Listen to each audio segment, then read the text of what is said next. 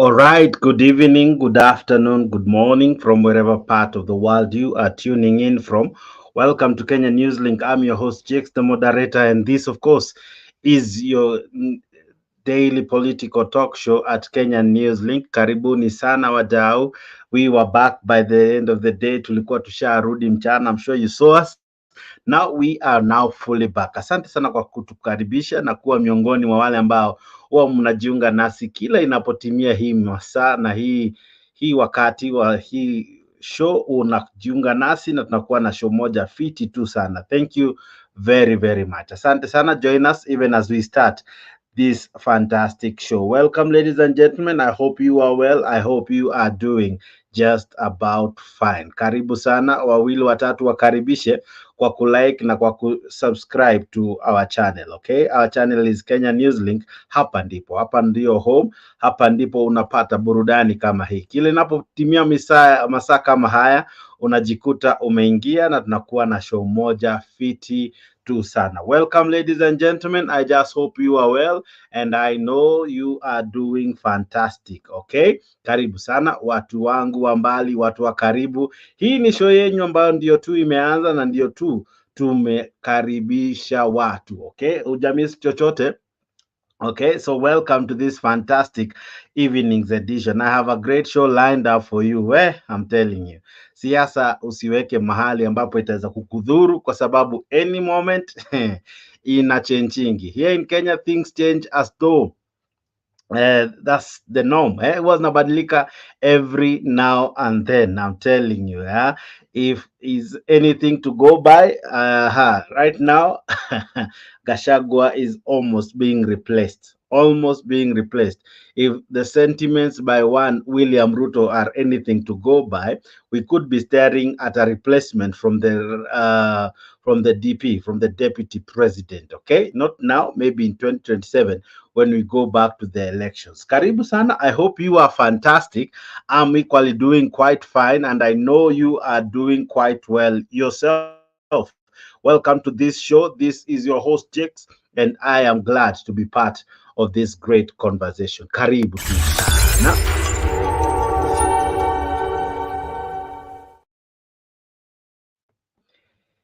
Ilianza na nia ya Raila Odinga kutaka kuenda AU, and then after some time tukaanza kuwa na changamoto za DP Gachagua. We were thinking what happens to him.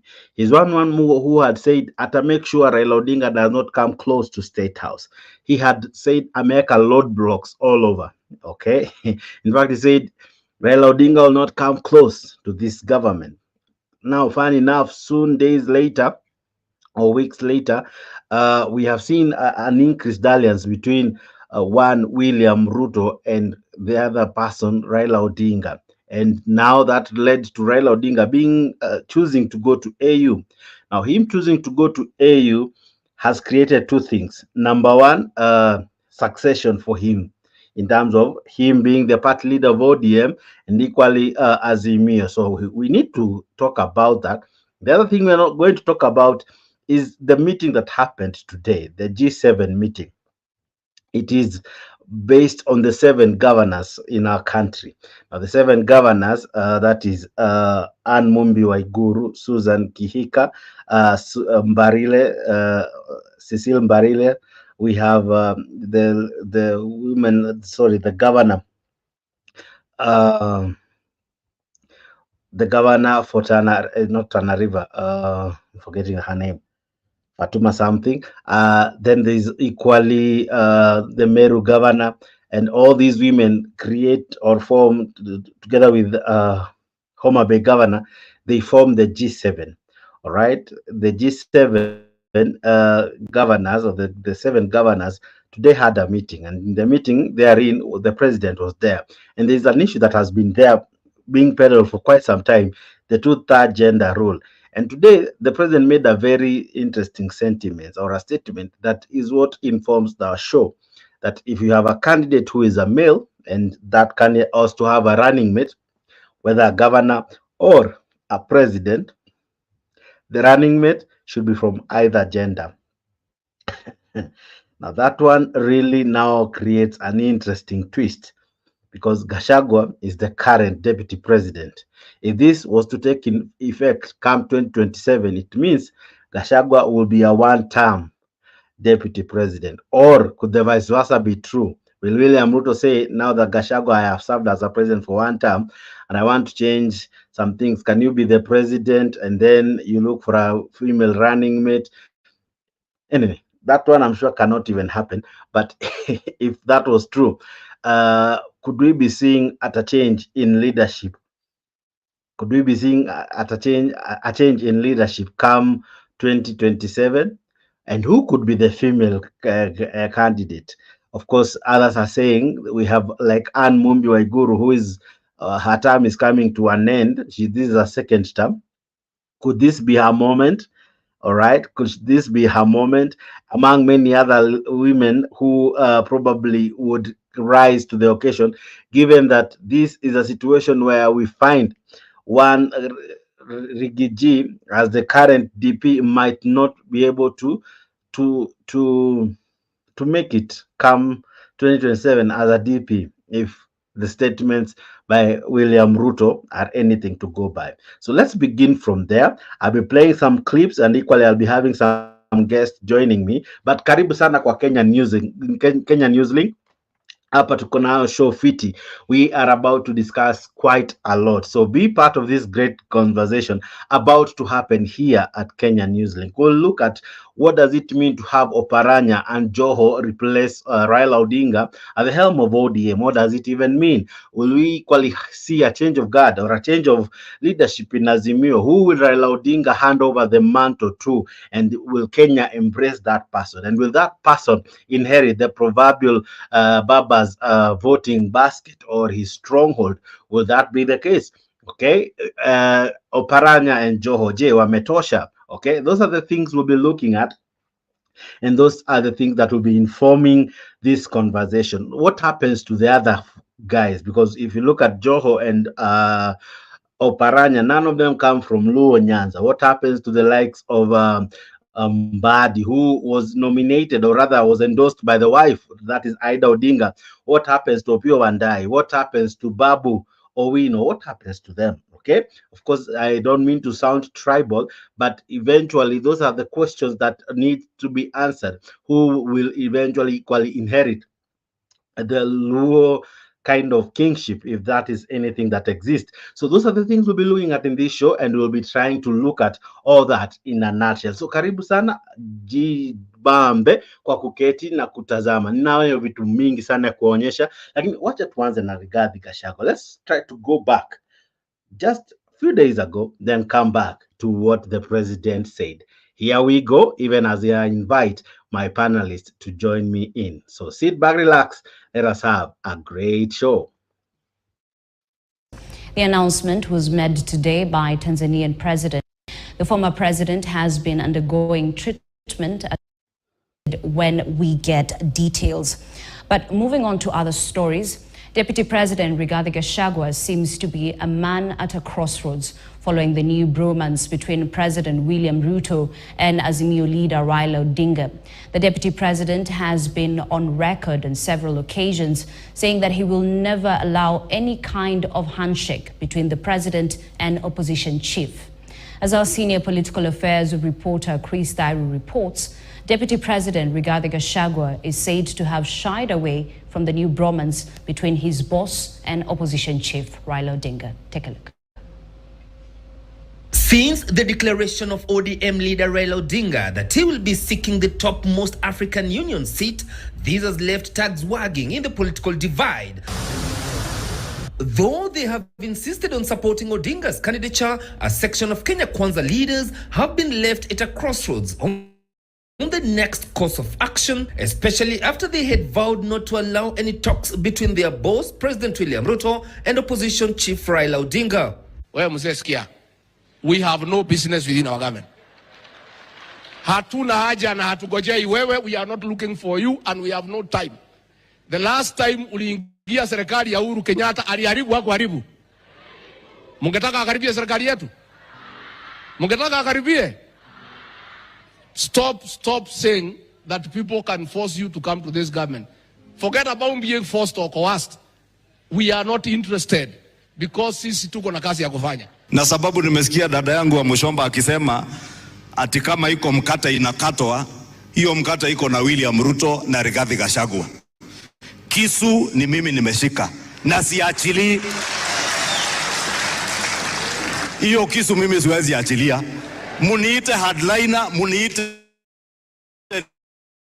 nini.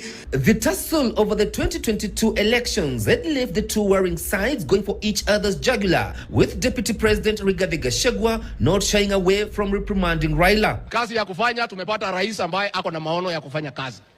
Na hatutaki usaidizi kwa huyo mzee. Si tumeweka ale Zahome kumsaidia? Na Profesa Dongo si yako hapo? Si mimi niko? Si Ndede Nyoro wako hapo? Usaidizi gani mwingine angetaka kutoka pande hiyo? Hawa wakae huko wafanye kazi ya oversight. Hiyo watu wakijaribu kukaribia State House, nimeweka mitego kila njia wanaweza pitia, hakuna pahali wanaweza pitia. The DP will go ahead to poke fun on Odinga's arrival at the climate change conference in Nairobi last year. Sisi ndio tumewaharibu. Juzi tumekuwa na kongamano pale.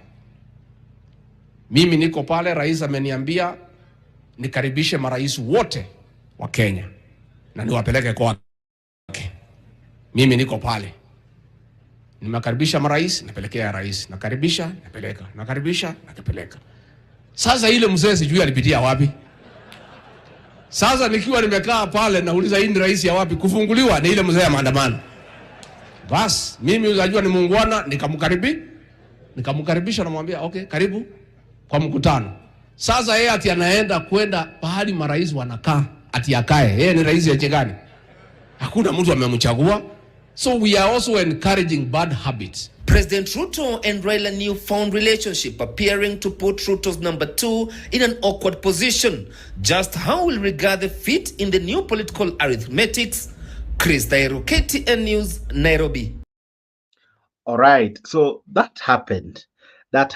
So that was Gachagua for you, akijichocha vile ameweka mitego kila mahali, na kumbe mtego ambao imewekwa, he's almost becoming the victim of it. Why? Here is the reason. Even as I invite Mr. G, kwa sababu yeye alikuwa anasema amekea Raila Odinga mtego ya kwamba hata karibia Ruto, na ni kama Ruto naye anamwambia 2027 hata wewe hautanikaribia. Listen to this even as we work out a strategy to ensure that women stand an equal chance to sit at the highest decision-making table in the country. Speaking during the launch of the Women Governors Caucus G7 strategy in Nairobi, Ruto instructed UDA party chairperson Cecily Mbarire to ensure that the party has rules that would ensure that in future elections, a male presidential candidate fronted by the party has a woman as his running mate and vice versa. Safina Chengoma takes a look at this latest promise by the head of state and what it means for the political matrix in 2027.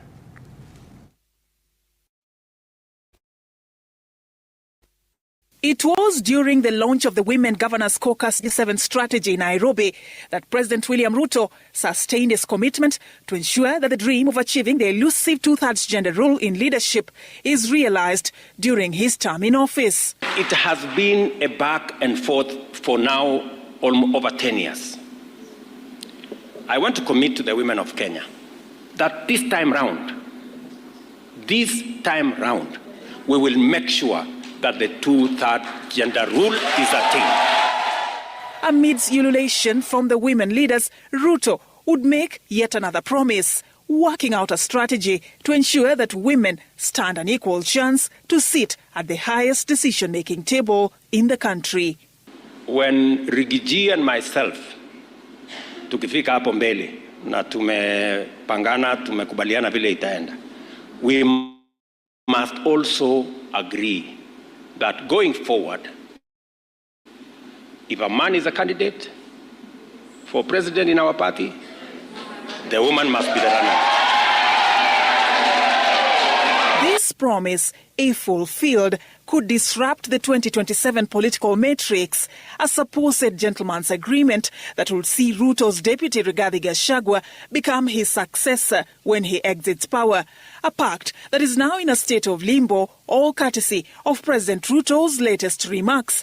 The future elections start with the 2027 general election, which, if President Ruto decides to defend his seat and fulfills his promise to women to have a female running mate, it would mean that his current deputy may not be in the equation and not be the second in command in the next government, and vice versa. But how soon is soon? Will the women of Kenya have to wait for President William Ruto, Deputy President Rigathi Gachagua, or any leader within Kenya Kwanza to finalize their political pact before the promise is delivered? I know there is a lot of calculus and mathematics. The promise also comes against the backdrop of several unfulfilled pledges to women by the current regime. Key among them is the commitment to ensure that 50% of his cabinet, among other appointive positions, would be reserved for women, which he made in June 2022, less than 2 months to the general election. We shall allocate 50% of all cabinet positions to the women of Kenya. But in forming his government, Ruto included only 7 out of 22 cabinet secretaries, 4 slots shy of what was promised during his campaigns to become the 5th president. All right, we'll be going on ama tutaendelea na hiyo clip just about now. But equally, let's discuss mpaka mahali tumefika, because it was interesting to hear what Gachagua had to say some days back of how he will stop one Raila Odinga. But sasa where? With the news from the president, it now becomes quite interesting. What even happens to one Rigiji, okay? A man who has termed himself as the truthful man, a man who has always been shooting from the hip. What happens to him?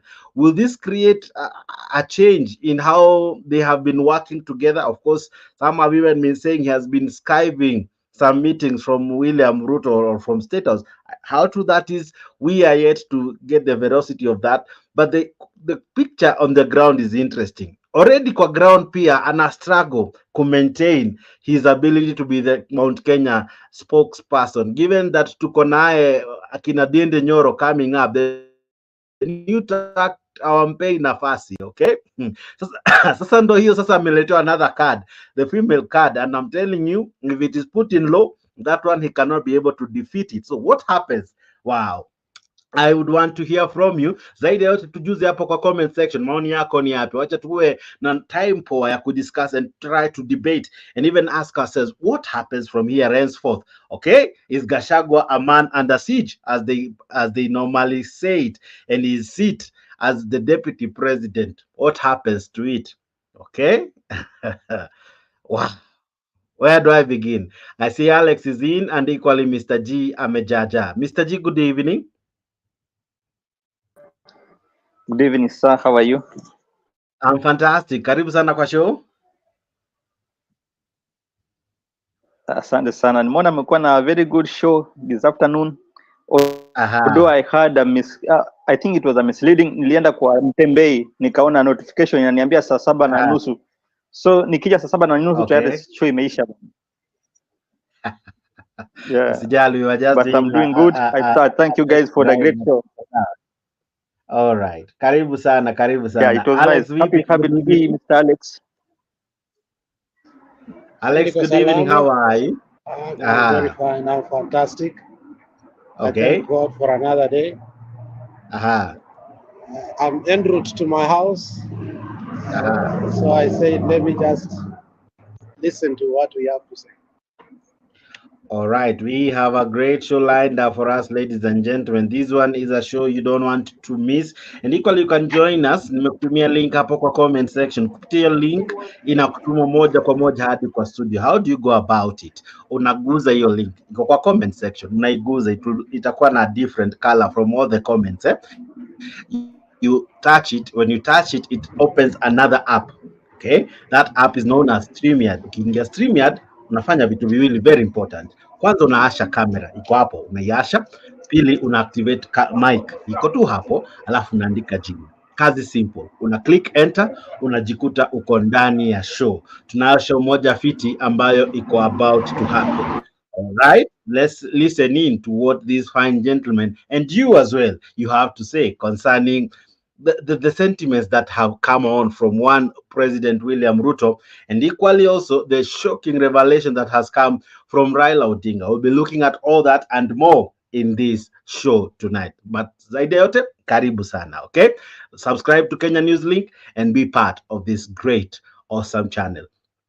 Mr. G, what do you make of Ruto's sentiments today that it's possible, if everything that he has said is anything to go by, it's possible that one Rigiji can be a one-term deputy president, given that if it is a mandatory that when you are the president, when you are on the ballot, your running mate, if you're a man, your running mate must be a woman.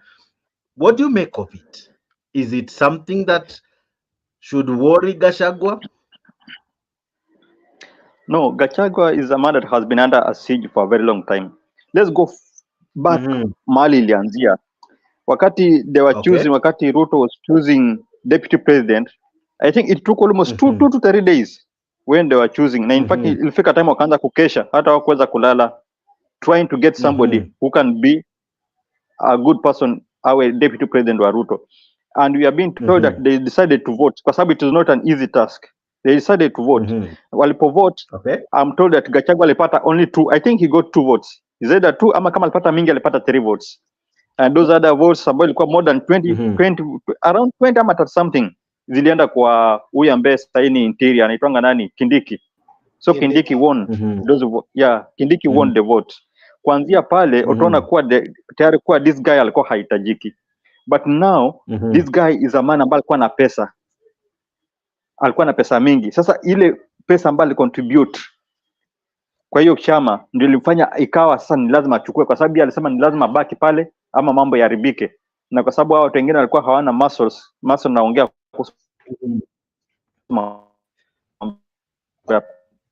pesa was not under a siege from the beginning. Now kwende pale ashapishwa. Pale ashapishwa sasa ndo wameenda kula, wanakula sasa hiyo, I think it was lunch. Unakumbuka wanakuwa nakula the same day, next day Ruto anasema watu wengine wanafaa wapelekwe kusomeshwa wanaweza kushika kijiko. Na from there, even though wamekuwa kiact kama wanafanya kazi pamoja, but mimi nilikuwa naona ni kama this guy tayari anajaribu kutafuta njia vinateza kutoa Gachagua and bring in a new person. And that's why tumeona mtu kama nani anajitokezea, mtu kama this young guy from Central Kenya. There's a young guy called who is his name? Anazunguka siku hizi sana. Didi Nyoro. Didi Nyoro tunaona anaanza kujitokeza kwa sababu tayari washajua na hata pia Ruto mwenyewe ashawaambia, wanajua kuwa this guy hata kuja huyu ambaye ni Gachagua, he's not coming in the next election 2027, he will not take it. Now going back to what he said yesterday, today, what he said today about Wamama, this is just one tactic. Although we cannot trust Ruto is one person you cannot trust.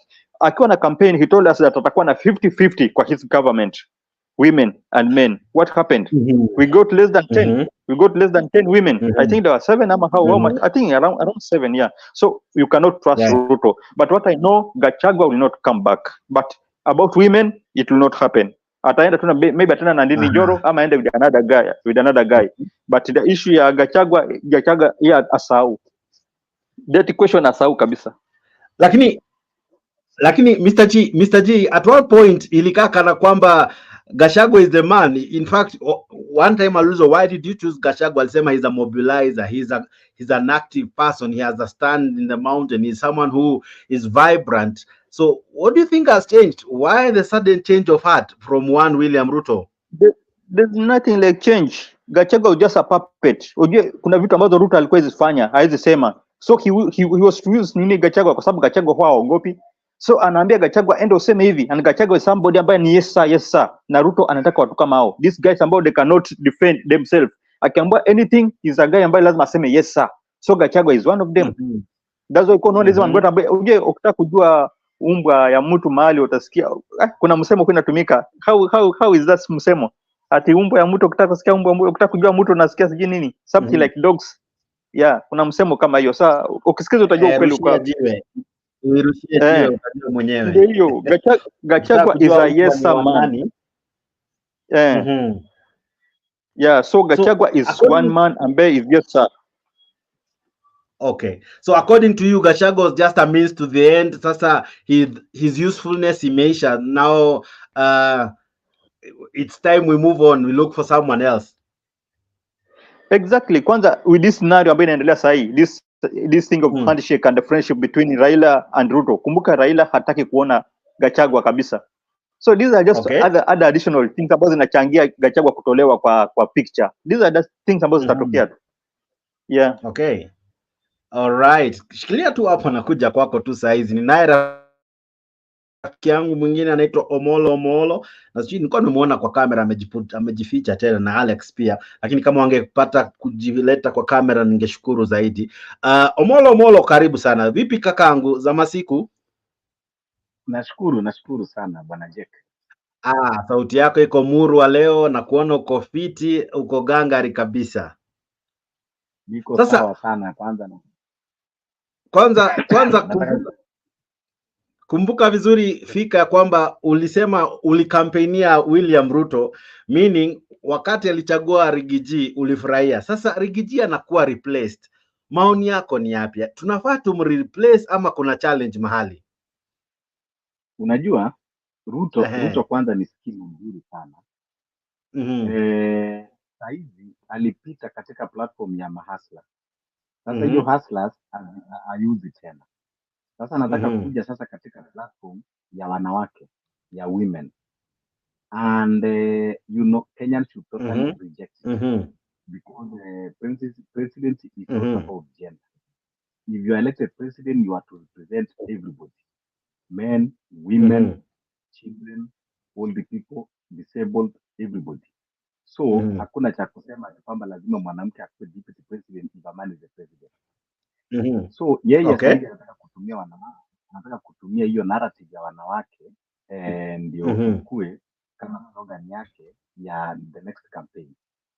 Na watu kama sisi mshajikakamua vilivyo. Saa hizi tumesema kuwa wapwani wametengwa kwa miaka 60, hawajawahi hata kupata position hata kukaribia president.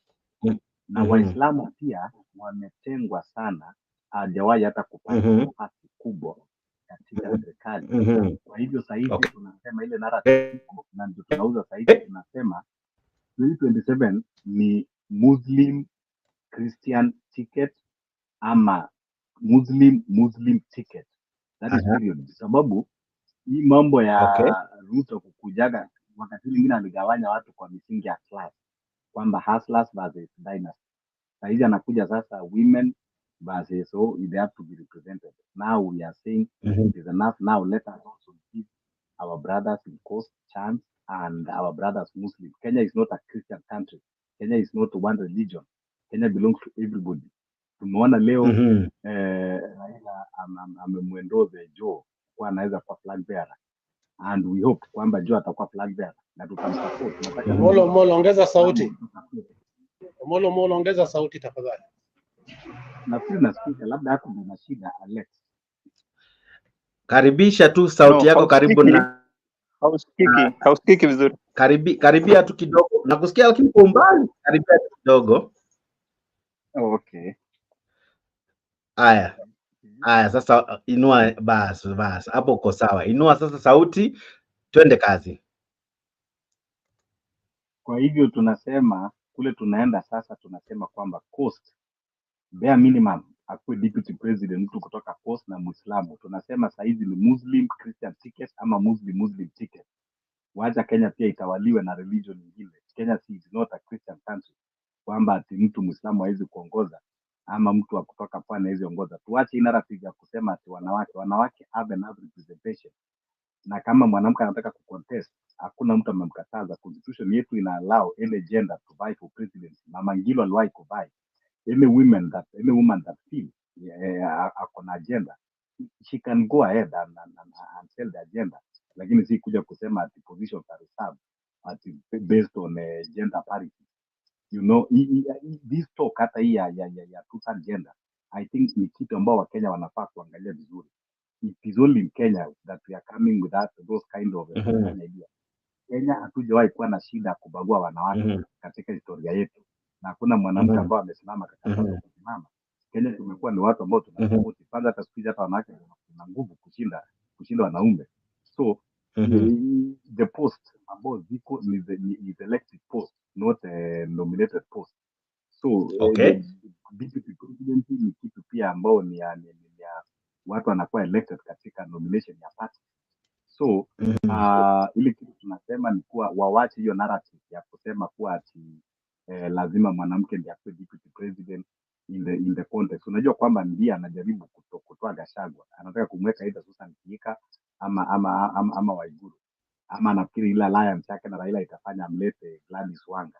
Lakini tunasema kwamba saa hizi Ruto ana idea ambao anakuja kudanganya watu kama ile Asla, it must stop. Tunajua tumemwonea 18, tunajua saa hizi anataka kwenda na dau ya wanawake. Lakini saa hizi tunasema kwamba lazima iende Mombasa.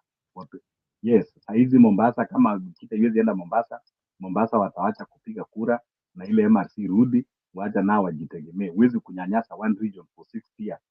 You know, at least Kisumu, Nyanza region washaikuwa na vice president. Western washapata vice president. Eastern washapata vice president. Mikosti peke yake ambao wanahangaika, Rift Valley washapata presidency, Central washapata presidency mara kadhaa. So mikosti peke yake ndio inazidi kunyanyazwa kama ambao si wa Kenya. Sasa saa hizi tunasema liwe liwalo, lazima deputy president kama hata si president atoke coast, na tena awe ni Muislamu. Shikilia hapo molo kwa sababu you are raising very interesting points. I'll come to almost all of them one by one, because moja mongelea kuhusu swala la dini, nimesema maybe ni wakati to consider pia Muislamu. Pili umeraise swala la jinsia, maybe it's time we consider even a woman president, not just a DP. Umeraise pia now I'm telling you, the things umeraise lazima tuziguzie, but equally I'll be coming back to you on that note. Now Alex, I don't know if you're ready for me, but I want to ask you this. What does it even mean thinking about replacing Gachagua? Is it something that has been cooking for a while? Because we saw the drift between Gachagua and Dende Nyoro. Some even opined probably it was sponsored by William Ruto to have Gachagua and DP, Gachagua and Dende Nyoro on crossroads. All right, so hii yenye sasa ameanza kuleta ya a lady or a woman being a DP, is it equally another narrative we are creating so that Gachagua akose hata kujipanga, eventually hata akimreplace Kenyans watakuwa shatayarishwa? What do you make of it, bwana Alex? That's a very pertinent, I hope you can hear me. That's a very pertinent, that's a very pertinent question. But you can join the dots to form a straight line. Now, for me, I'll start it from here. I saw Raila in Wajir today. And this is the second time I can testify that policemen are wanapigia jamaa salute. And he's going to ODM delegates meeting, and the security and the way he entered, na gari yake vile ilikuwa na hiyo bendera, I've never seen it. Alikuanga nayo, but lately I haven't seen it. It tells you there is a pact between Raila and Ruto that must work. And it's so subtle that if you don't sit down and understand what is going on and be critical enough and accept, you know, denialism is the disease that we have. Everywhere we go, people say, oh, Raila hawezi fanya hivyo. In politics, it's a game of chase. From there, Ichungwa comes and say that there are people that I campaign, especially Gladys Wanga, over Kidero in Homa Bay. He said that. Then you ask the grand picture. Ruto is using Kikuyus to kill their own Kikuyus. Revolution eats their own children. Unanisikia? And if you see what is happening, it's a swift fight here and here. Margaret Wanjiru anachapwa hapa, na Gachagua anachapwa hapa. Now all these things are coming in a way that people now are coming to realization that honestly, there is a pact, it's going to work, And Ruto, there is no 2027 election. Hakuna kitu kama hiyo. Now, let me say this. If I was a Kikuyu, and if I was a politician, I would sit down and stop playing politics and ask ourselves, where are we headed to at this particular time? Because in the end of the day, Ruto from his own mouth said two things that must be the common denominator whenever we speak about Ruto. Kama kuna jamii iko na shida na Wakikuyu ni sisi. Lakini kuna wakati unaweka siasa kando, unaingia ndani, ukipata uongozi ndo unafanya chenye unataka kufanya. Now the question is he executing what really was his mind? Yes. From 2007 until now, there are Kikuyus who never returned to their land. That's given. Secondly, Ruto has held that office, and he knows how to use that office to frustrate the presidency. So Ruto is not new in that office. And Gachagua has seemed to become a rebel. The other day, Gachagua said, Ata finance bill was what? Was a problem. We should never have voted for it. So when you connect all this, Ruto is already far ahead of us. Slow but steady is revealing to us his intention. And those intentions at some point were revealed by Chariot that it doesn't matter who wins the election. For the first time, we have only 9 lots running for presidency. Now, the question comes, where will Gachagua go? Gachagua will be finished totally by Kikuyus, not by any other person. It is the case, the classic case of Josephat Karanja, if you remember that. The Josephat Karanja was finished the same way, and he ended up dying, a very frustrated man.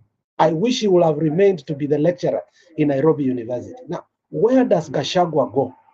And if Gachagua is not careful, and let me prophesy here, kuna vita atapigwa za corruption. Kuna vita za corruption ataanza kupigwa nazo. If it's true that the deputy means what he's saying. And on the other side, we can say it's a hypothesis Ruto is using. We cannot believe him either because he has said so many things. But the issue of gender balance in Aisha Juma went to speak with Baba. It is also ingrained in these things. Unaona? That is why the gender thing is coming in. Now, but the larger thing, it's not the gender thing. The larger thing is to take Kikuyus out of leadership by fire and by force. Now, there is a rumor that Justin Muturi is going to be an ambassador in Britain. There is also another one that I said that Kindiki is going to become the Attorney General. And who is going to become the Minister for Interior?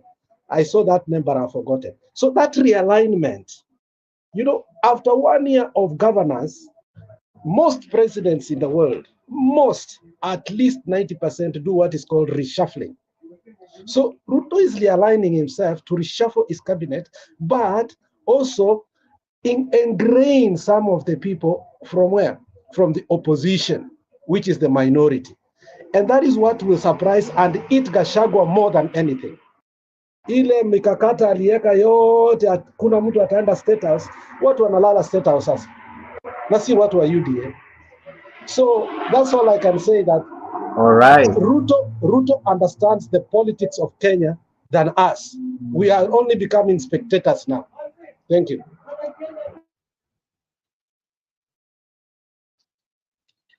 All right, I'll be coming back to you, but there are things that Omolo equally said and equally you yourself. But let me begin with Mr. G. Mr. G, this narrative that now is bearing some tide. Yeah, a female running mate. Why didn't it apply in 2022? All the presidential hopefuls had a running mate who was a female candidate, including Raila Odinga. The only person who didn't have one was one William Ruto.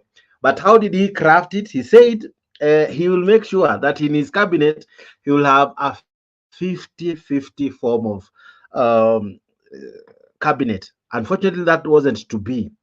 Now he has come out to say uh, one of the things he wants to do come 2027 is to make sure to have, if a man is a running mate who is a man who is the candidate, the running mate should be a female. What do you make of it? Should we even trust him? Because at times he says a lot, but the issue of trust is where we draw a big line, because he says a lot but kumwamini hapo ndio kuna challenge.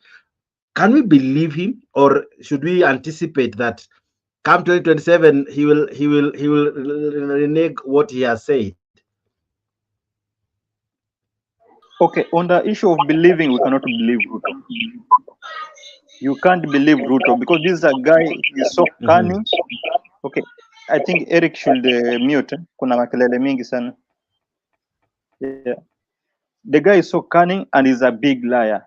Always anajaribu kuleta a narrative whereby he can take mileage. Huwa ana create a narrative so that he can get mileage on that narrative ambayo amecreate. Like sahi anataka kutumia this of women because he knows that women are good leaders. Na ni ukweli kuwa women are good leaders. If we try them, maybe we can succeed. But now, to trust this Ruto that anaweza work na a woman as deputy president, I don't think if we can work. Huyu ni mtu ambaye huwa anataka people who can mobilize, people who can bull others. Hao ndio watu ambao anataka kukaa nao. Alafu pia another thing ni kuwa even though pia women huwa wanapenda hiyo mambo ya yes sir, kwa sababu kila wakati huwa hawana hiyo mambo ya kusimama wenyewe. They mostly wakiwa with men wanapenda kuwa chini sana, wanakuanga na ile inferiority ambao kuwa sometimes sio mzuri sana, but ukweli ni kuwa women are good leaders that we need to trust, we need to try them, na I think tutapata results. But trusting Ruto on this issue, Ruto is a liar. Wakati alitudanganya kuwa his cabinet itakuwa na a half of women, hatukuona. Ambaye angekuwa na mtu ambaye ni mkweli angekuwa amefanya kitu kama hiyo, hatukuona anything. Wacha hiyo. Sahi kuna watu ambao ma-appoint, watu wengi sana ambao walikuwa ki-appoint sana, kwanza kama kwa hizi chama ni ya nini, sijui viti na nini. Sikuona wanawake akiwa wengi. Mmoja amechagua kwanza wale wazee wa kitambo, wale watu wa kitambo, na wanaume wengine ambao pia tuwajua wametokea wapi. Alafu another thing is that he is a tribalist man. Amechukua watu wote, karibu wote from his region. So in the issue of trust, just draw the line. We cannot trust Ruto on anything. Even though I can agree with Alex wakati amesema kuwa he's trying, and it is as if he's ahead of us on what he's playing. The politics ambayo ana play sahi, na ukiangalia utapata ukweli ni kuwa he's playing politics ambao he's really ahead of us. This guy told us that atapeleka Ruto, atapeleka baba nyumbani ambaye ni Bondo, even though he did not succeed kumpeleka nyumbani, na he told us that atamtoa kwa siasa ya Kenya. But I'm seeing that the way he's playing, anajaribu ku create that narrative again. Unaona hii issue ya AU anajaribu ku craft so that baba akipata alafu atoke nje, I think atakuwa na that say sasa kusema kwa niliwaambia kwa huyu mtu mpaka nitamtoa na nishamtoa kwa politics za Kenya. Na ni kweli baba akienda AU atakuwa ameshatoka kwa politics za Kenya. So is a guy ambaye anapenda, is an opportunist pia in another way, but another time he's just a cunning man who is a liar. You cannot trust him in anything.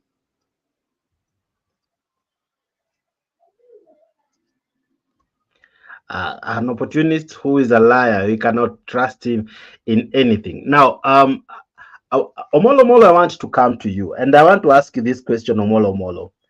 You raise several things. One of the things that you have raised is that probably we need a woman to be either running mate or a president. Is Kenya ready for such?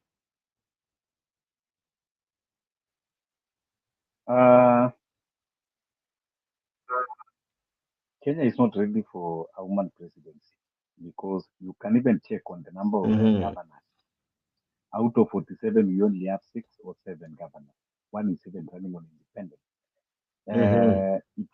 And even when that is why you are thinking of selecting some position, automatically. If Kenya was ready for woman presidency, hatungekuwa tunaongea mambo ya tuta agenda, ingekuwa tu ni automatic. women are being elected automatically.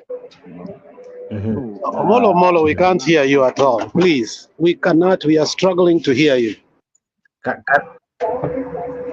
Karibia simu.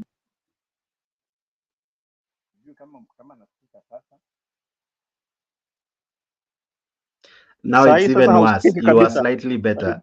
Karibia simu. Hausikiki kabisa sasa. Karibia simu.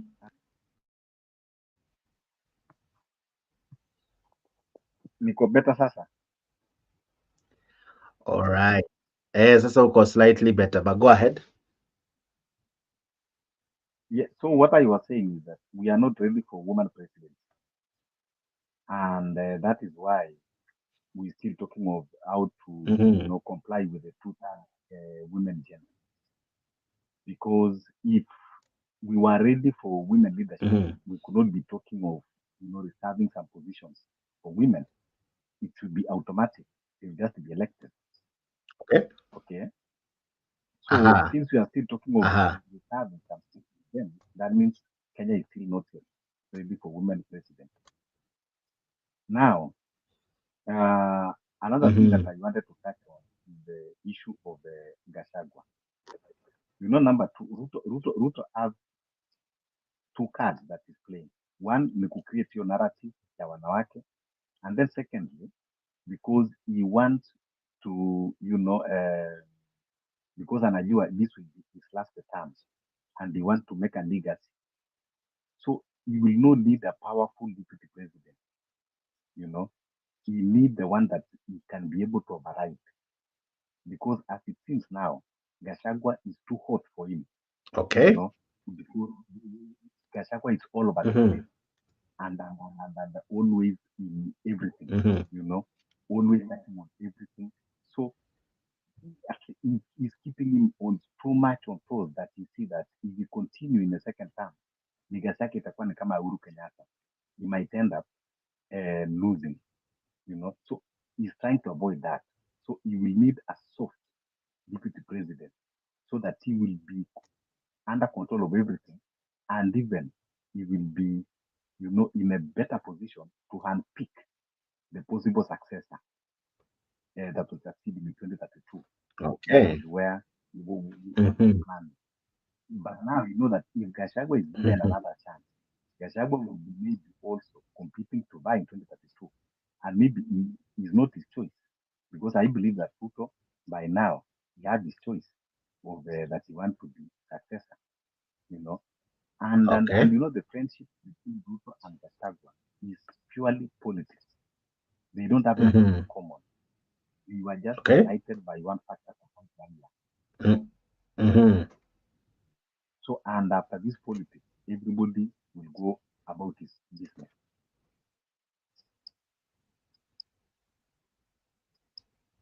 All right. Now, Mr. G and Mr. Omolo and Alex, as much as Omolo is saying something that I really wish we even dive deeper into, Omolo is saying this, that William Ruto is probably even thinking beyond 2027 to the level of even his successor. And of course, in Kenya, succession politics at times inakuanga tricky kidogo. But why is the need to replace Gachagua? Is Gachagua a threat? Maybe we can begin from there. Let me begin with you, Omolo. Quick one. Is Gachagua a threat? Why do we need to replace him? Or probably is he an underperformer? Or what is it in Gachagua that William Ruto probably is thinking of replacing because maybe it hasn't been working for him? Gachagua is a threat in a way that Ruto is trying to control the politics of Mount Kenya. And at the same time, Gachagua is fighting to control the politics of Mount Kenya. And Ruto is scared that if Mount Kenya is driven into one basket by different persons than him, it will be difficult for him to control either in the coming election or even in his succession politics. So is a threat to him, and sometimes Gachagua you know, is also well, he have a well calculated moves, and that is why you see Ruto has been trying, you know, to pick some people that they think that might be helpful, and Gachagua is trying to suppress those people. Even when you see this fight of the bishop Wanjiru, utajua tu hiyo ni kazi ya Gachagua, because Gachagua does not need anybody ambao Ruto can use. He wants him to be in full control of Mount Kenya, and that is why whenever he go, he usually reminds that Mount Kenya should be united, Mount Kenya should go into this line. That is Gachagua, you know, and that narrative is making Ruto uncomfortable. All right, interesting. That narrative of unity could be one of the challenges that Gachagua will be facing. Now, Mr. G, do you think one, Gachagua is a threat? And if it's a threat, is it the reason that informs the need to replace him? Okay, somehow I can say that he's a threat, but not that really. But on the issue of being a threat, when Omula amesema, you know, this is a guy that comes from Central Kenya. And Central Kenya, most of the time, who they vote as a block, and they have numbers. Yeah, Central Kenya who are number. In fact, if you want to know where siasa Kenya inaenda, first of all, utangalia when Central Kenya wana vote. So Central Kenya, as much as wana ile kama sahi kuna division kidogo, but those guys who are wana umoja, and they always vote as a team, as a block. And now where the threat comes in ni kuwa wakati Gachagua atamanage kushika our Central Kenya wote wawe under him. That is where anaona sasa kuna shida. But remember, kwa sahi at this moment jamaa ame lose that grip. Yeah, Ruto is not that darling when alikuwa kitambo kwa Central Kenya.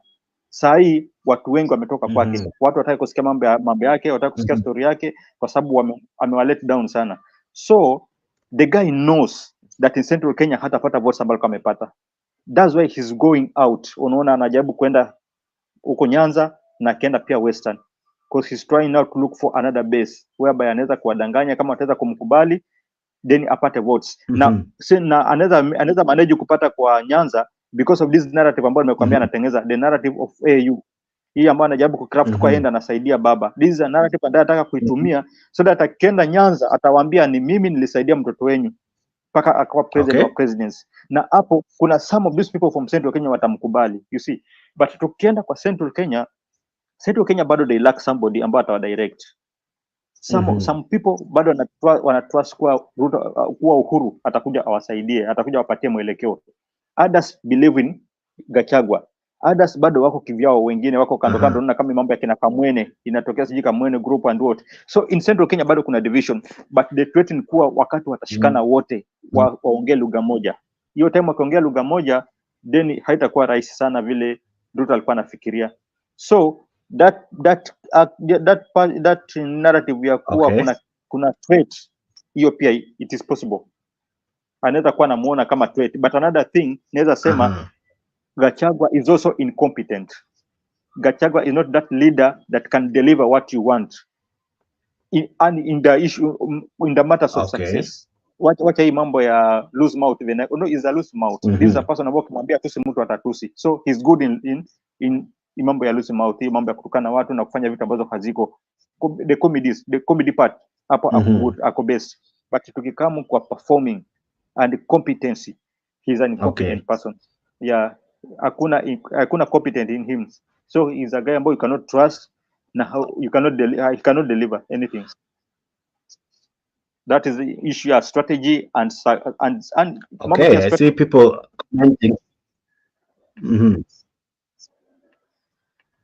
So from where you sit, he's more of anaribu zaidi ya kuunda, from where you sit. Exactly. Gachagua is a guy, remember he was a one-term MP. So Gachagua hakuwa ameiva kufikua deputy president wa Kenya. Yeah, I think he needed time at least aive, ajue siasa vile inapigwa. He's working with emotions sahi. What Gachagua is doing, ana work with emotion. That's why ana mess every time, he's just messing. Akiongea kipanua mdomo, akiongea he's just messing kwa sababu he's going with emotion. Ilikuwa ni akae chini achongwe mpaka aive, awe ni mtu ambaye anaweza awe na stamina ya kustand mawimbi yakipiga. But this is a guy ambaye sasa angalia kama sahi he's the deputy president, baada hata ilionekana kama amekosana, ameanza kuongea kuwa ilikuwa makosa kuvote in hiyo bill, finance bill. Nakumbuka finance bill ilileta mashida mingi sana mpaka watu wetu wakauliwa. Ilileta mambo mengi sana mpaka watu wetu wakaumia. Hiyo kitu akisema lazima itapita kivyovyote, lazima itapita. Sasa hii anaanza kuongea those statements. So is a guy ambaye alikuwa anafaa akae chini. Yes, he's just incompetent person, yeah. That's the best word I can describe him. All right. Okay, I'll be coming back to you. Alex, what do you make of Gachagua? Is he, as Mohammed is saying, is he detrimental and paralyzing than being a threat to anyone? Is Gachagua more of a risk than a benefit to William Ruto? What I can say is this. That's a catch-22 question. It can either be both sides, depending on how you look at it honestly. First and foremost, Ruto has held that office for 10 years. So if there is a person that knows how that office is powerful, is one man, William Samoei Ruto. No.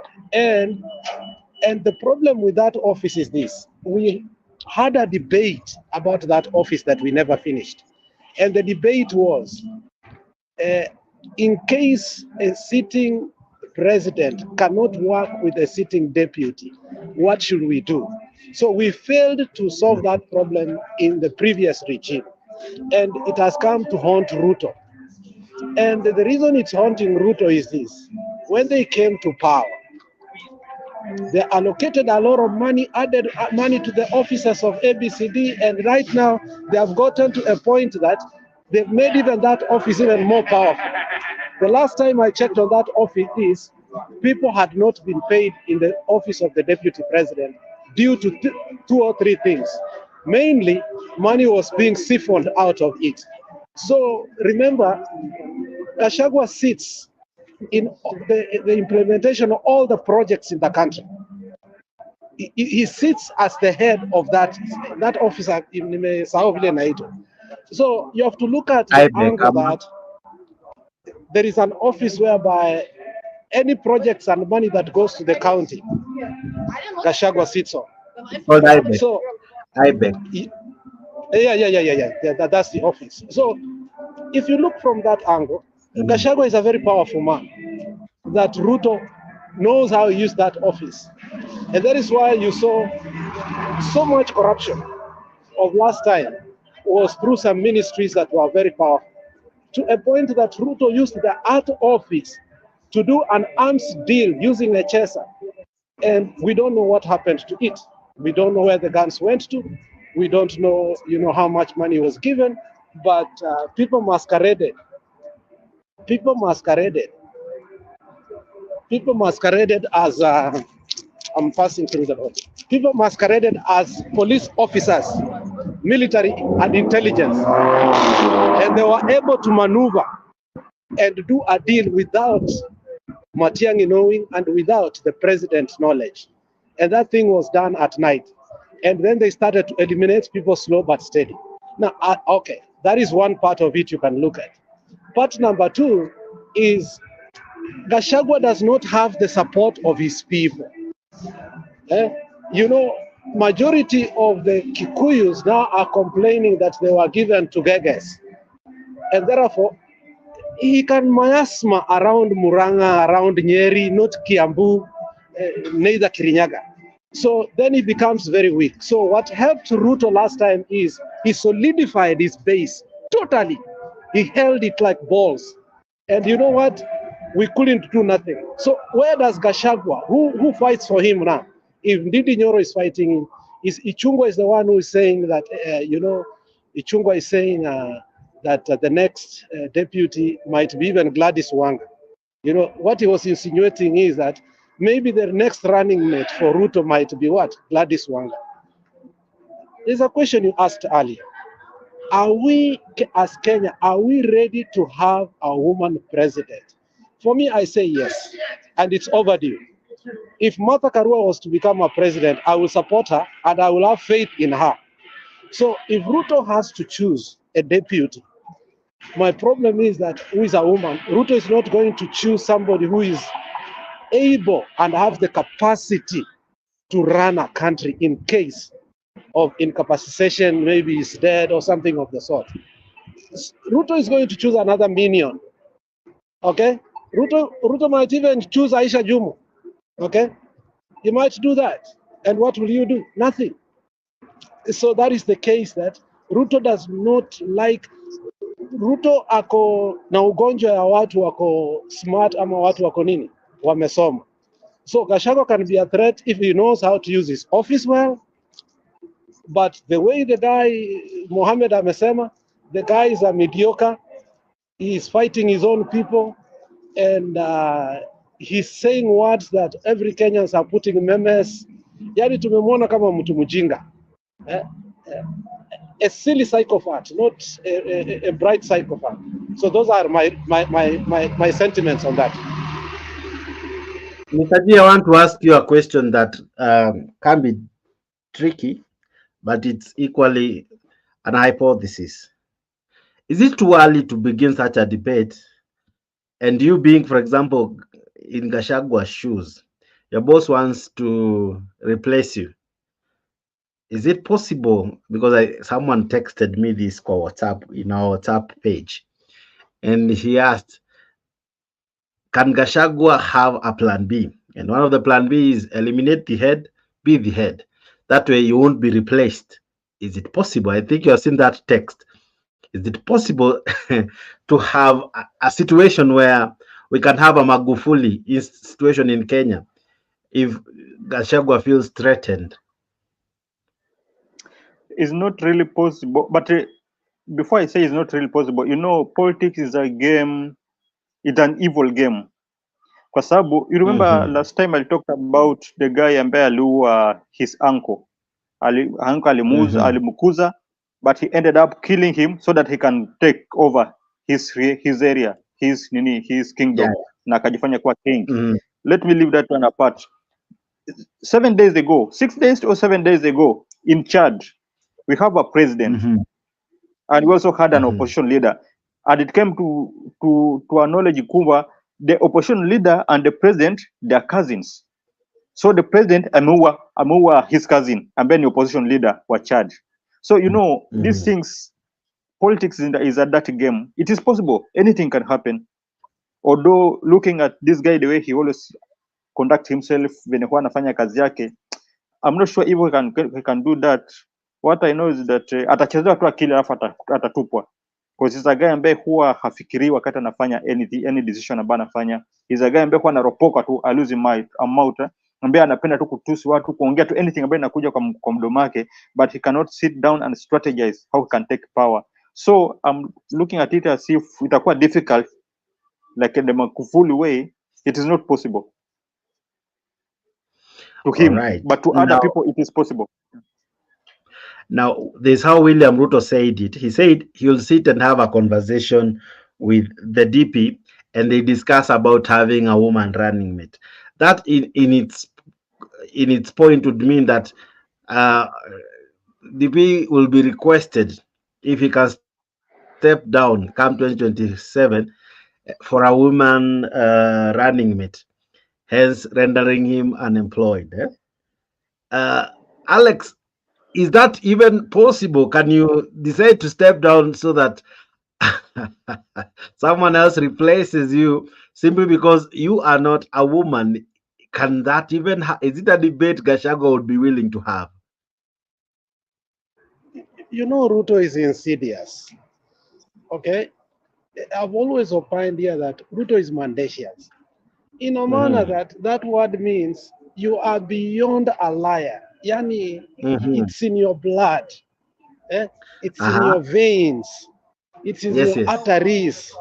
It comes naturally, like breathing in and out. You get it? So whatever he's saying is bringing a debate. I don't know if he wants to appease women. I don't know if it is coercing the women.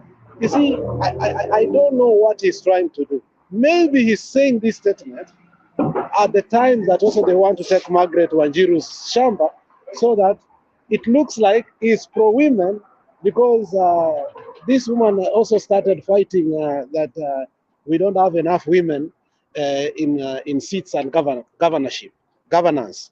So you never truly know. So we are discussing an hypothesis that maybe is not even true, and is leaving us here questioning on how that can be done. It's not possible to talk to Gachagua mwambie now next time. I mean, power is sweet, my friend. Power is sweet. Jake's power is sweet. Even just being a moderator is sweet. How about being the DP? Then where do you take him? You can't give him a ministry. Where do you take him? That's the question. Yeah, he can't. Any other level is a demeaning level. He can't be a CS. He can't be a. He's not a lawyer. He can't be a attorney general. I mean, you ask this statement. You see that statement, Jex, is just so insidious. It's not a possibility. It's an impossibility, unless he wants to fight openly, okay, and say Gachagua must go. And you can see from the history that he never chose Gachagua as his running mate. Gachagua forced his way in. And the reason Gachagua had spent a lot of money. If there's anybody who hated Uhuru more than Raila, it was Gachagua. Kila mtu alikuwa anasema maliza tamu yako, toka. Unaona? Little did he know, he has been an administrator for a long time. Little did he know that there is a difference between politics and governance or administration. Politics is a dirty game. Jex, it's a dirty game. And power is sweet. I will testify to you. My father held high-level positions in that country for some times. I could see vile anapigiwa salute. I could see any mbuzi zinaletwa kwetu. I could see what was going around. And when you retire, it's Bitanga and Demo who said that calls used to come during the Konza City planning. Calls used to come all the time. When he left that seat, remember the article that he and the interview he had, he said this categorically, that calls were not coming anymore. He was even looking at his phone, thinking his phone is dead. And for those who have been in power, I'm telling you, they don't leave it like that. It's either blood or death. So it's not a possibility at all. Mr. G, put yourself in that office. William Ruto, Gachagua. Gachagua is being told, step down so that we place a lady in your position. Is it something Gachagua will chew easily? I'm not saying that to demean anyone. I'm just because it would mean he loses his job. Hatakuwa na job, that would mean he retires because he can't, unless have a speaker wa bunge, which equally can't come easily because we still have Akina Moses Wetangula there. So what position can he be given that will be second in command equivalent? No, just to answer that question, Mr. Jakes, let's go back to the beginning. If at all he was voted in by two people, wakati wakana chagua deputy president, he was voted in by two people. Na nani Kindiki alipata more votes, almost 95% he got. Na akaamua kuchukua hiyo kiti, akabaki kama deputy president. Do you think that he can be told achie mwanamke alafu akubali? That is something that cannot happen with Gachagua. Gachagua ni ule mtu ambaye atatemwa. There's something about jamaa aliongea pale, I think ni Muhammad ama amesema mtu anatupwa kama a hot potato. Hivyo ndo Gachagua atafanywa. But not just easily ati wanaketi chini and then discuss. You cannot discuss anything with Gachagua. Hata anaanza kupiga kofi. Hiyo kofi ambayo Ruto anasema atapiga Uhuru. Gachagua he can. Because this is a guy ambaye huwa afikiri. So it will not be easy. Hata kwanza anajua hawataongea. Kwa sababu when nimeanza kuona sahi, if at all kuongea tu bado things hazijaanza kuhappen. Bado hatujaona really close friendship between Uhuru and between Ruto na Baba. Hatujaona kwanza ikuwa bado real. Bado ndo inaanza polepole, lakini ona vile anaanza kubehave sahi. He showing signs kuwa hii mambo si rahisi. So after all najua ataambia Uhuru, ataambia Ruto mambo gani inaendelea, mbona sikuelewi. Hizi ni vitu ambazo zinaanza kutokezea sasa. Because it's not an easy game. Yeah. At no point did one Uhuru Kenyatta ever say he's willing to replace the deputy president. In any case, alikuwa anamwambia kama umechoka na job achia wengine, all right? But he never came to the level of almost telling him tutakaa chini na wewe tuwe na debate ya we need to talk about if we can have a woman running mate. Is this the beginning of the end between for the relationship between William Ruto and Gachagua? Because mtu anakuambia uache job yako ili apea another person. Do you think this is what creates the beginning of the end? Mr. G. No, always hakukuwa na decorum between Ruto na Gachagua. This, it was just something that happened by force, and it was a forcing thing. Ambao Gachagua aliforce into that seat kukuwa deputy president. He forced himself inside that seat. Si atalipewa because he qualified ama anything, no. It was because he used his power ambao alikuwa anataka kuchukua. So what I know is that kutakuwa na that crack.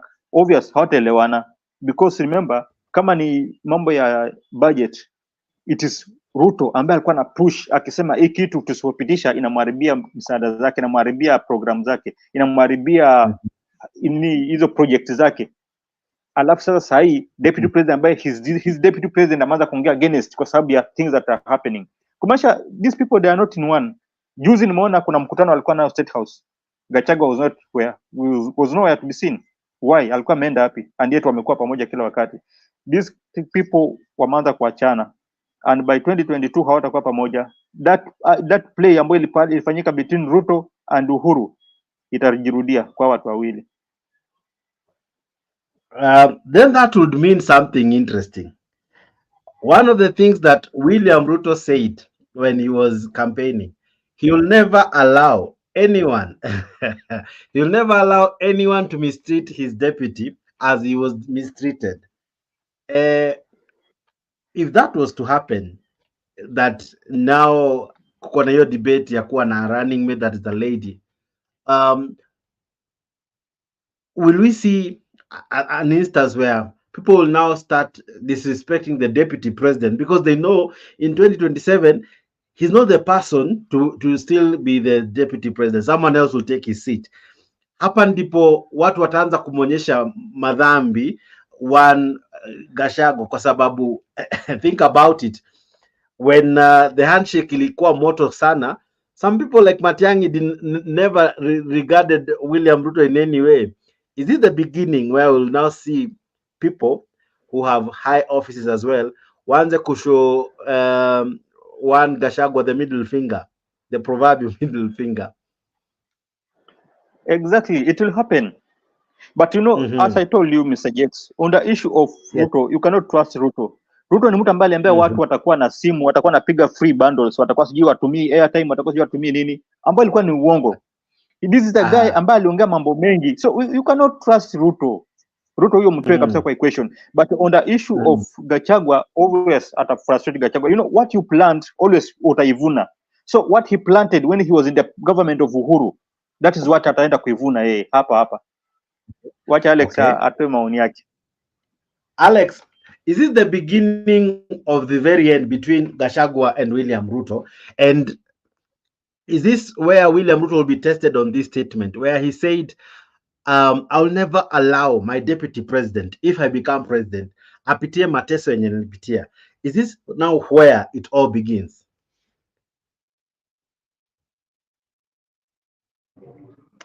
You know, Jakes, can you hear me? Yes, we can hear you. Ruto is a sadist. One sad thing that you need to know. And by definition, a sadist is a person who really does not care what they said and what they do. It's Franklin Victor who wrote the book, The Meaning of Life, who said, between the stimulus and the response, there is a space. Okay? And sometimes you can't measure that space. Why? Because it's so, if I want to speak, I mean, already the stimuli told me I should speak, and the response, I start speaking. So it is so narrow that you can't know.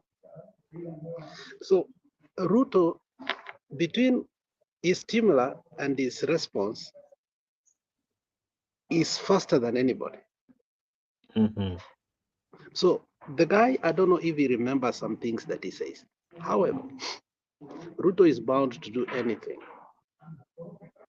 And he understands the politics very well. And Ruto is a person, by now, he's already grooming his son into politics. It's not like Raila, or whose kids, they found favor because they got to, in a way that they got to know politics because their grandfather, their uncle, and everybody. So the posterity of Ruto is very crafted, and who will succeed him, but it is not Gachagua. So in a way, you're right. It is the beginning and the end of everything.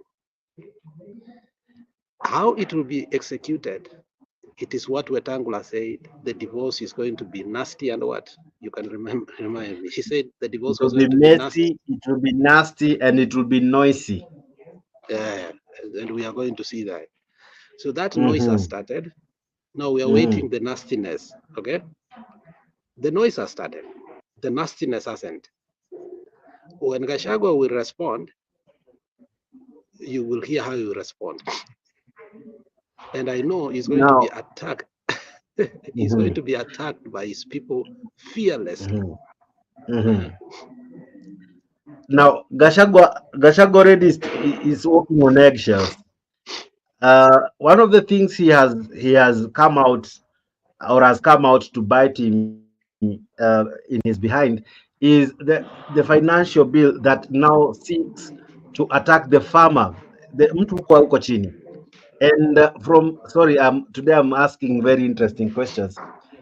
He won't have the backing of his people.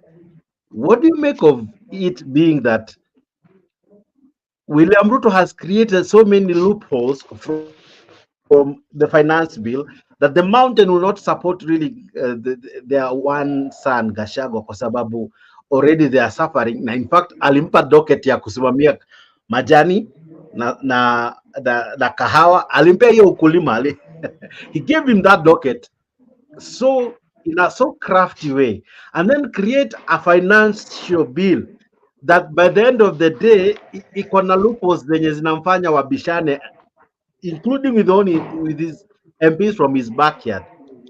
Is that not a way again that William Ruto has managed to make sure that Gachagua won't have support from Mount Kenya, won't have leaders backing him up? Because one of the things that William Ruto never lacked, alipotengwa na Uhuru Kenyatta, he had the ability to create another wing of Tanga MPs.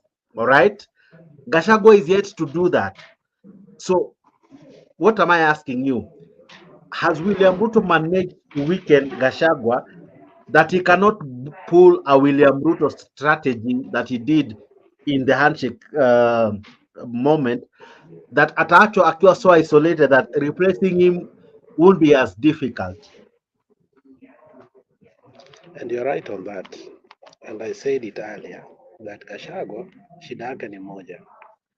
He hasn't held his base. Gachagua does not have a base. And that is critical in politics. What do you bring on the table before we can serve you? So that is the one weakness he has. The second weakness is mouth. He's having verbal diarrhea that, in fact, even if you were to making the kingpin, honestly, you see now people are calling to gagas, ABCD, such kind of things. And it doesn't resonate very well to the mountain, because for the first time, you can't be replacing real leadership like Uhuru Muigai Kenyatta and people like Michuki who are there. People like, there are many people like Kabogo was a good governor, though sometimes lately I think he looks like a minion too. But when he was in governance in Kiambu, he really tried. And then you start bringing people like Waititu. So Ruto has weakened not only Gachagua, he has weakened the whole mountain. He has been able to do what any other president was not able to do, and that's weakening the Kikuyu and the Mountain, and the Kikuyu community and the larger Mount Kenya community. So Gachagua has no place to run to. Because, and that's, I agree with Mohamed at some point, it can be easy to get that person out. In fact, there are people who will be very happy if he goes. And Ruto knows that. He has taken the statistics and is willing to do that for him to be there until 2032. Yeah. Now, Mr. G, is it possible that William Ruto, his style of politics is something that needs to be studied? Because look at this. We don't have MPs, many as he did, who are Tanga. Gachagua cannot enjoy such a privilege. So he cannot oppose William Ruto. You remember, if there was a wing that really gave one Uhuru Kenyatta a headache, was the Tanga wing. Any bill that was from the handshake side, Tanga was the opposing side, and it really gave him a headache. As much as at times it never won most of the bills, but it was always a headache. And somehow, William Ruto, the narrative that he was able to coin, that he's isolated, he's a victim, and equally his backyard still supported him. But Gachagua doesn't have that. His backyard as well might not support him as he thinks. Has William Ruto finally succeeded to make sure that Gachagua cannot be the second deputy president to inherit a sitting president once an election is done? Okay, you know, Jakes, there's a narrative about who some people have on Ruto. They always think and they always say that Ruto is very clever. They use a word, there's a word they always use, who he's shrewd politician. Sharp. Yeah, he's somebody ambaye sharp. I think we can use that shrewd, but kuna ile that the word ambao wanaongea ako sharp sijui ako nini, but to me I have not seen him as a sharp person. This is a person who is so cunning, ambaye huwa anapenda kutumia propaganda to hoodwink people so that people can trust him. Now to come to your question, you know, anapenda kuchezea watu kama Gachagua. You know, Gachagua angekuwa ni mtu ambaye ako wise and is somebody who knows politics and he want to come out of this trap, because this is a trap ambayo amekuwa wameset alafu amejipata ndani. Gachagua angekuwa ako sharp in politics, angejitoa kwa hii mtego. Kivipi? You know, there's something that Machiavelli said in his book Prince. Alisema kuwa it is better you go for common mwananchi kuliko kusimama na nobles, even though nobles huwa wako sharp and huwa wako powerful, sawa, but if you go with the common mwananchi who there are so many, you will succeed. Gachagua akijitoa kwa hii hali ambayo yuko sahihi, hii ujinga ambayo imemzunguka sahihi, alafu aende kwa common mwananchi ambao ni watu wa Central Kenya, and then he sit with them, aanze kuwaelewa, aanze kusikia zile shida ambao anapitia, and then he comes to this government, anaanza kujitengeneza, anajitoa. Unajua somebody like Ruto, vile nani amekwambia, vile Alex amekwambia, is somebody ambaye huwa hajali hata kama unaumia, yeye hataka kujua kama unaumia, yeye atakukanyaga tu akipita akienda. But Gachagua can redeem himself if ataenda akae chini na watu wake, asikie shida zake, alafu aanze kusimama na hao watu, akianza kuambia Ruto, hapana, hii mambo hatuendi vizuri. You know what the game ambayo alituchezea, ambao Ruto alituchezea, ndo akaanza kutoka Mount Kenya, alikuwa akidanganya, the propaganda akidanganya kuhusiana na nini, na mambo ya Uhuru, watu wakambilivu mpaka wakataka kubilivu Uhuru. So I'm not saying that atumie propaganda, no. Sahi no one anataka kujihusisha na hii government kwa sababu imefail. Washajua tayari the government ni watu waongo, ni watu ambao hawajali mwananchi wa chini. Gachagua ajitoe kwa this group ambao yuko sahi ya kusema anawasifu sana, aache hiyo. Sahi ashaiko kwa trap, so he should go back to mwananchi wa chini, awasikize, aanze kupush agenda mwananchi wa chini, then wale watu wamkubali, atajitoa kwa hiyo trap. But if atole tabaki mjinga vinako sahi, hata kwa 2027 atakuwa mahali, atakuwa mtu ambaye atakuwa nasikika tu kama history. Now we have seen former vice presidents apart from Mudi Awori who have come out strong even after they retire, and Kalonzo being one, and Musalia equally being one, and their bid for presidency has always generated some debate.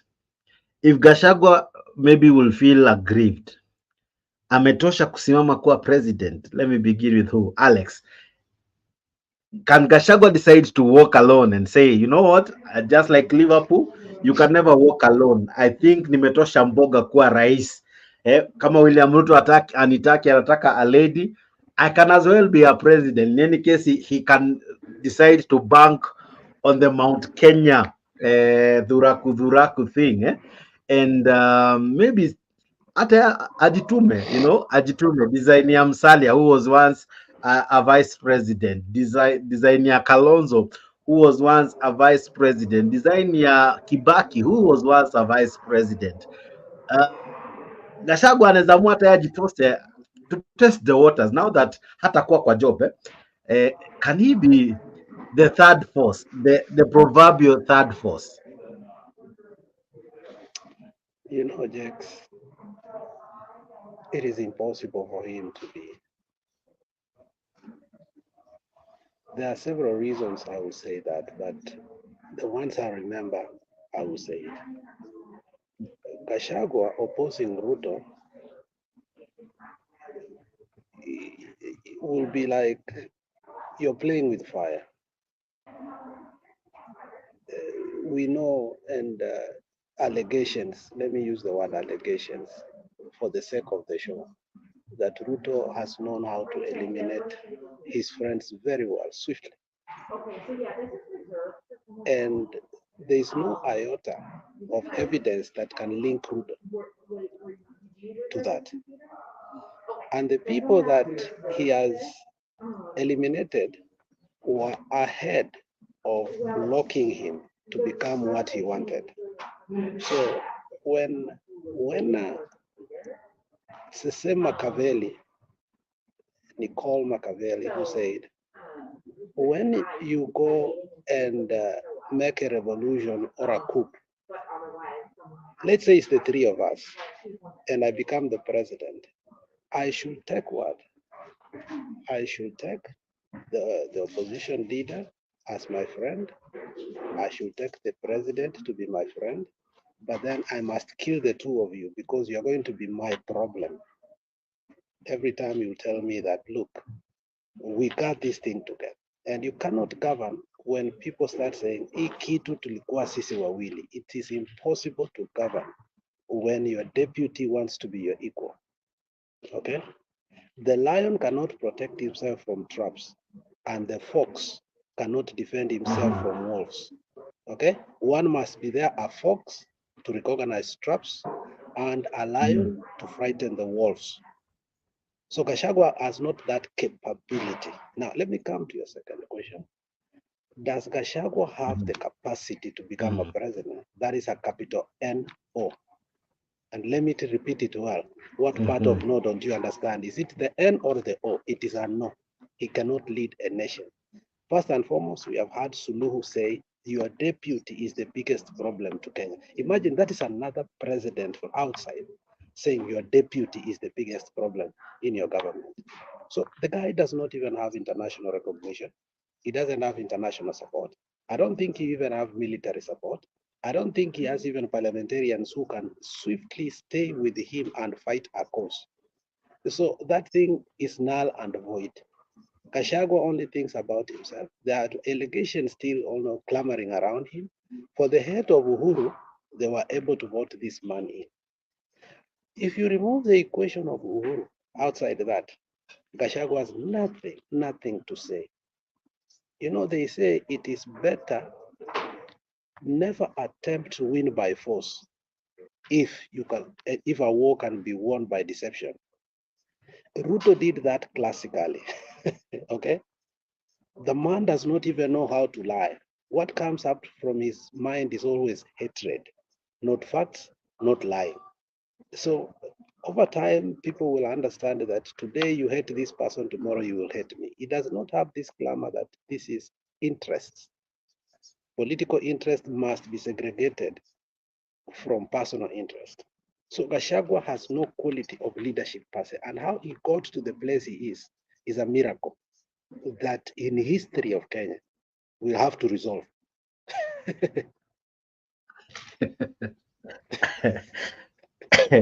Resolving we shall. But let me ask you, Mr. G. at one point, we are looking at a deputy president who will equally have a vendetta. Manze, wezi nifanya hivyo, siwezi toa pesa yangu ni kukampeinie, siwezi jituma vile nimejituma, siwezi choma jina vile nimechoma jina, alafu tu all of a sudden unani replace simply because umeleta hizi stories za 2/3 gender rule.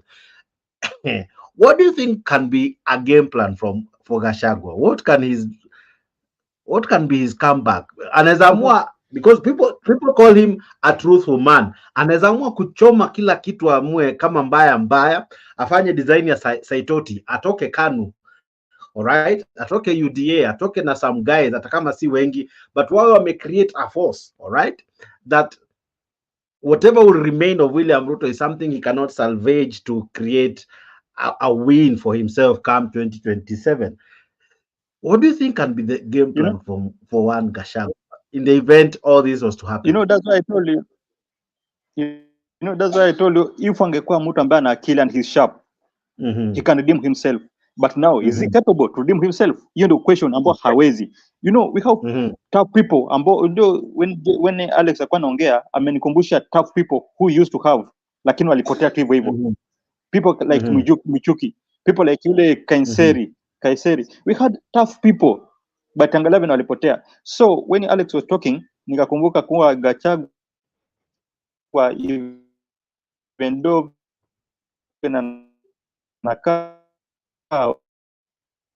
unajua Gachagua kuwa anapelekwa, what I'm trying to say ni kuwa Gachagua is one guy that he cannot redeem himself because of how he is, and the way yuko yeye ni mtu ambaye he cannot think of how he can redeem himself.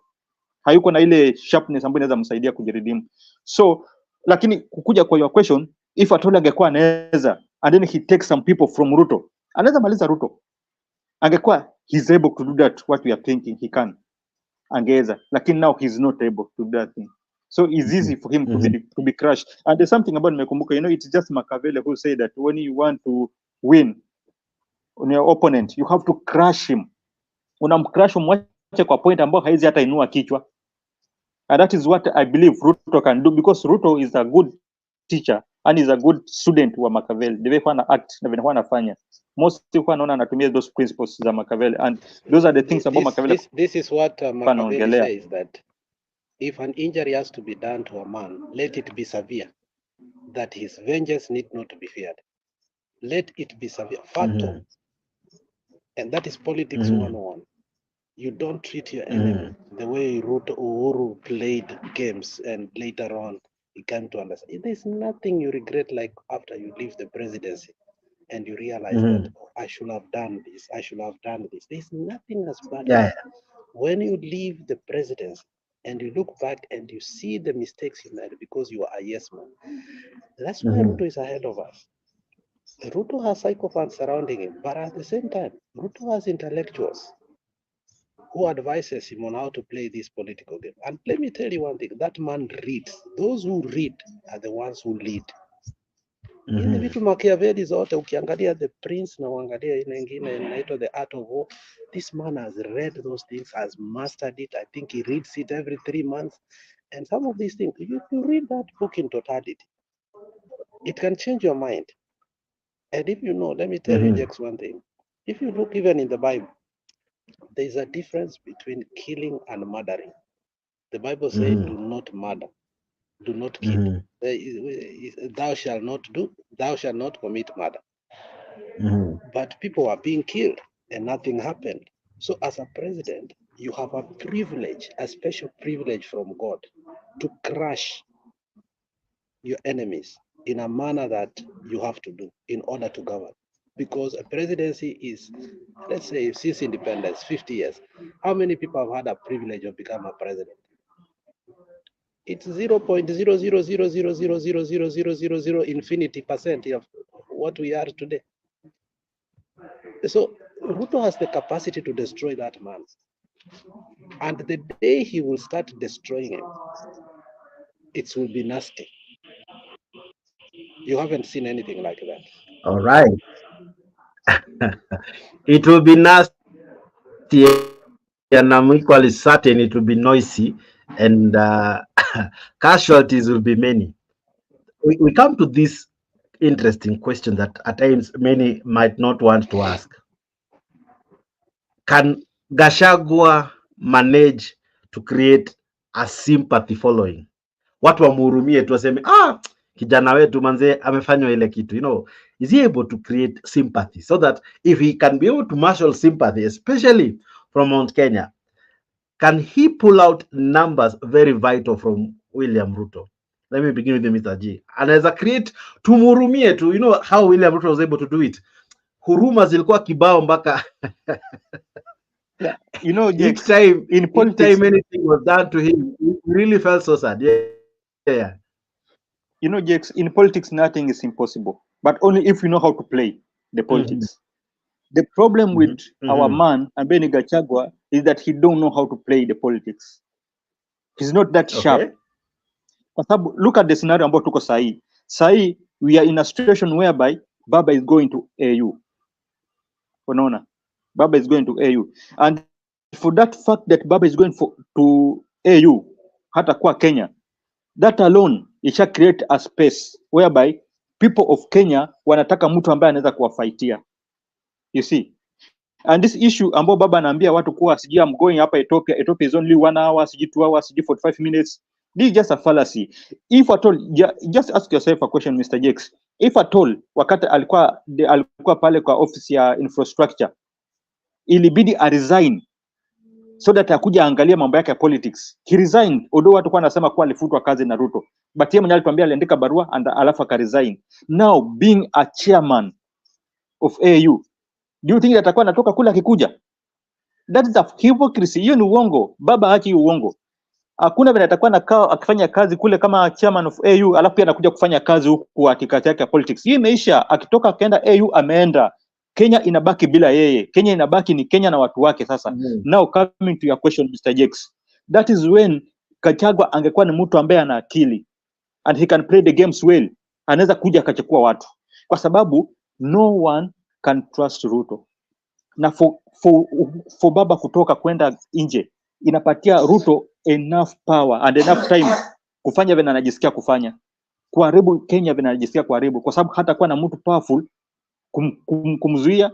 Now maybe tu for instance tuseme tu from nowhere Gachagua apata akili aseme no, I'm going with the normal person, naenda na mwananchi wa chini, and then anaanza kufanya vile vitu ambazo wananchi wa chini wanataka, he can get the sympathy. How did Nanel pata sympathy? Although he used propaganda, how did Ruto got the sympathy? He used propaganda, akaplay victim card. Watu wakamwona kuwa huyu jamaa anaongea ukweli, kumbe hakuna ukweli wowote, na wakamkubalia. Sahi watu wamejua Ruto ni muongo. Alafu Gachagua from nowhere he just build himself, alafu akuje aanza ku play right the politics, he can get the sympathy ambao unaongelea. But now I don't see if we can do that because of the way yuko, sioni kama anaweza fanya hivyo. But he had that better chance kuget akiamua. Alex, can sympathy work for Gachagua?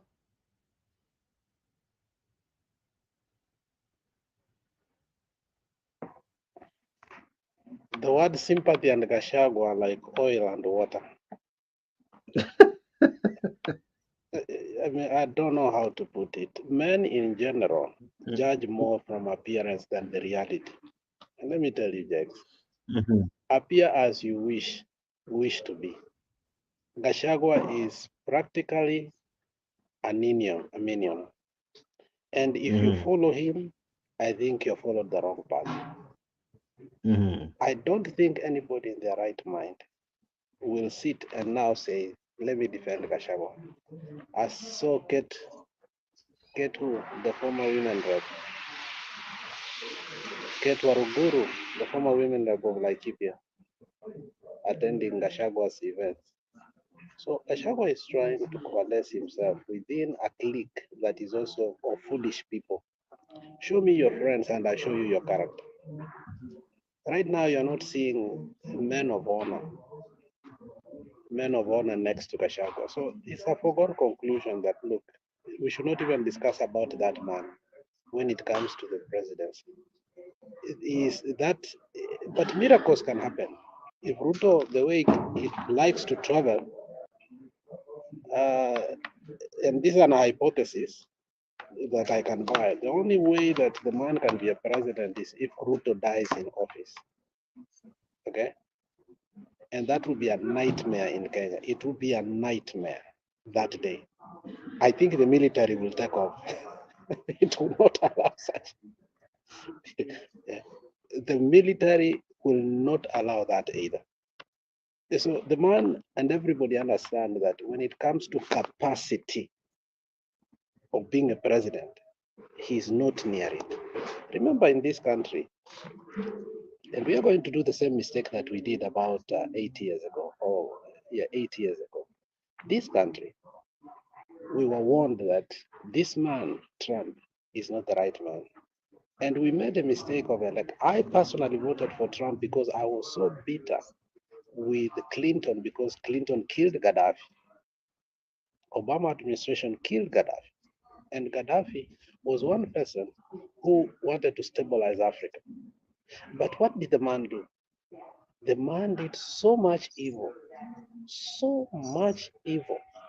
that at the end of his presidency, people, green cards were taking longer to renew. I mean, there was so much trouble, and every time they came to the house, they wanted to repeal the healthcare that was universal healthcare, and it really destabilized families. And if you want a country to be stable, elect leaders that are capable of managing and administrating a country. Management is key to everything. So Gachagua is not a man that I will even want to take. In fact, if he does become, I will never come back to that country. Ole wale hawajui mali wataenda. At least I have an option.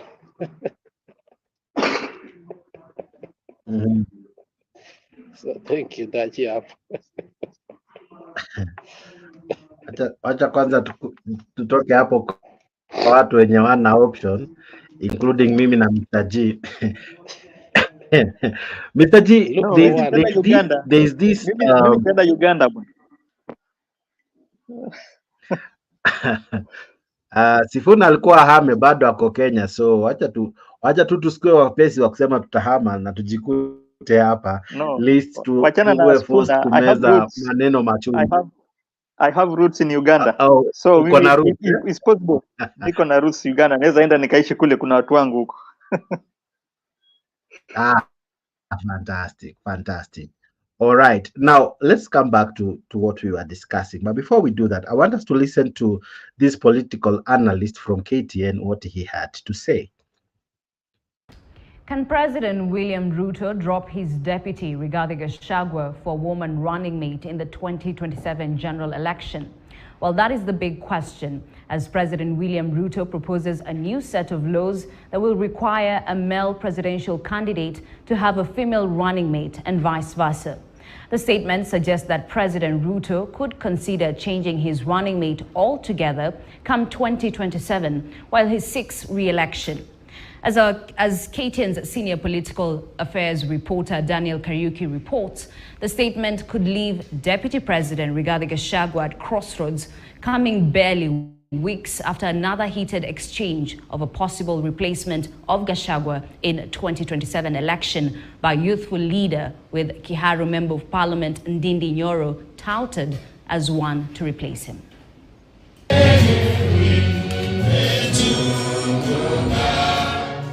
Deputy President Rigathi Gachagua's position could be under siege if the 2027 discussion that has been ongoing in recent weeks is anything to go by. During the launch of the Women Governors Caucus G7 strategy Thursday, President William Ruto took time to address the thorny issue of two-thirds gender rule. Ruto asserting that he will ensure the two-thirds gender rule has been fully implemented in his UDA party and in the Kenya Kwanza government at large. Cecily Mbarire is the chair of UDA, not by default. It is deliberate and it is intentional. And one of the assignments she has is that we must, as a party, lead from the front. The president would go ahead to suggest a man, woman, and vice versa presidential ticket in the general election, revealing he was in talks with the Deputy President Rigathi Gachagua about the future. When Rigiji and myself tukifika hapo mbele na tumepangana, tumekubaliana vile itaenda, we must also agree that going forward, if a man is a candidate for president in our party, the woman must be the runner. If a woman is the candidate, then a man can be a running mate. Okay? And we must also cascade it down to the governors. I will be dedicating my time to campaign for women potential governors who have been chosen by their respective parties, to work with them, develop strategies for reaching out on the ground to ensure that we actually increase this number. But it is the remarks by the president that has sent political shockwaves after he failed to indicate when this provision will be implemented. Many are questioning whether this will apply in 2027 or 2032 for the UDA party. And I know fellow party leaders in other parties will agree with us, because we all agree, because I'm sure the party leader in Wiper supported Wavinya, the party leader in ODM supported Gladys, and all the other party leaders supported their women candidates. So we will do this not because we want to do anything against men, but we want to balance so that we all move together. It takes the conscious effort of a party, of the leadership of the party, to get women elected. With the recent talk, Gachagua's DP position seems to be up for grabs, with some political pundits saying it is President Ruto's strategy to checkmate Gachagua. A section of youthful leaders recently started coalescing around Kiharu MP Ndindi Nyoro, pushing for him to replace Deputy President Rigathi Gachagua in 2027. This talk was, however, quickly extinguished by President William Ruto himself. Daniel Kariuki, KTN News, Nairobi.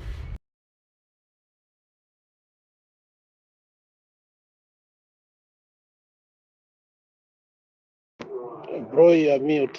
Oh, sorry, I was muted. Sorry. So sorry for that.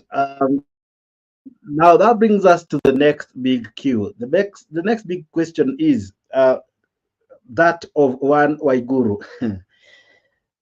Maybe William Ruto is looking to balance the effect of Mount Kenya.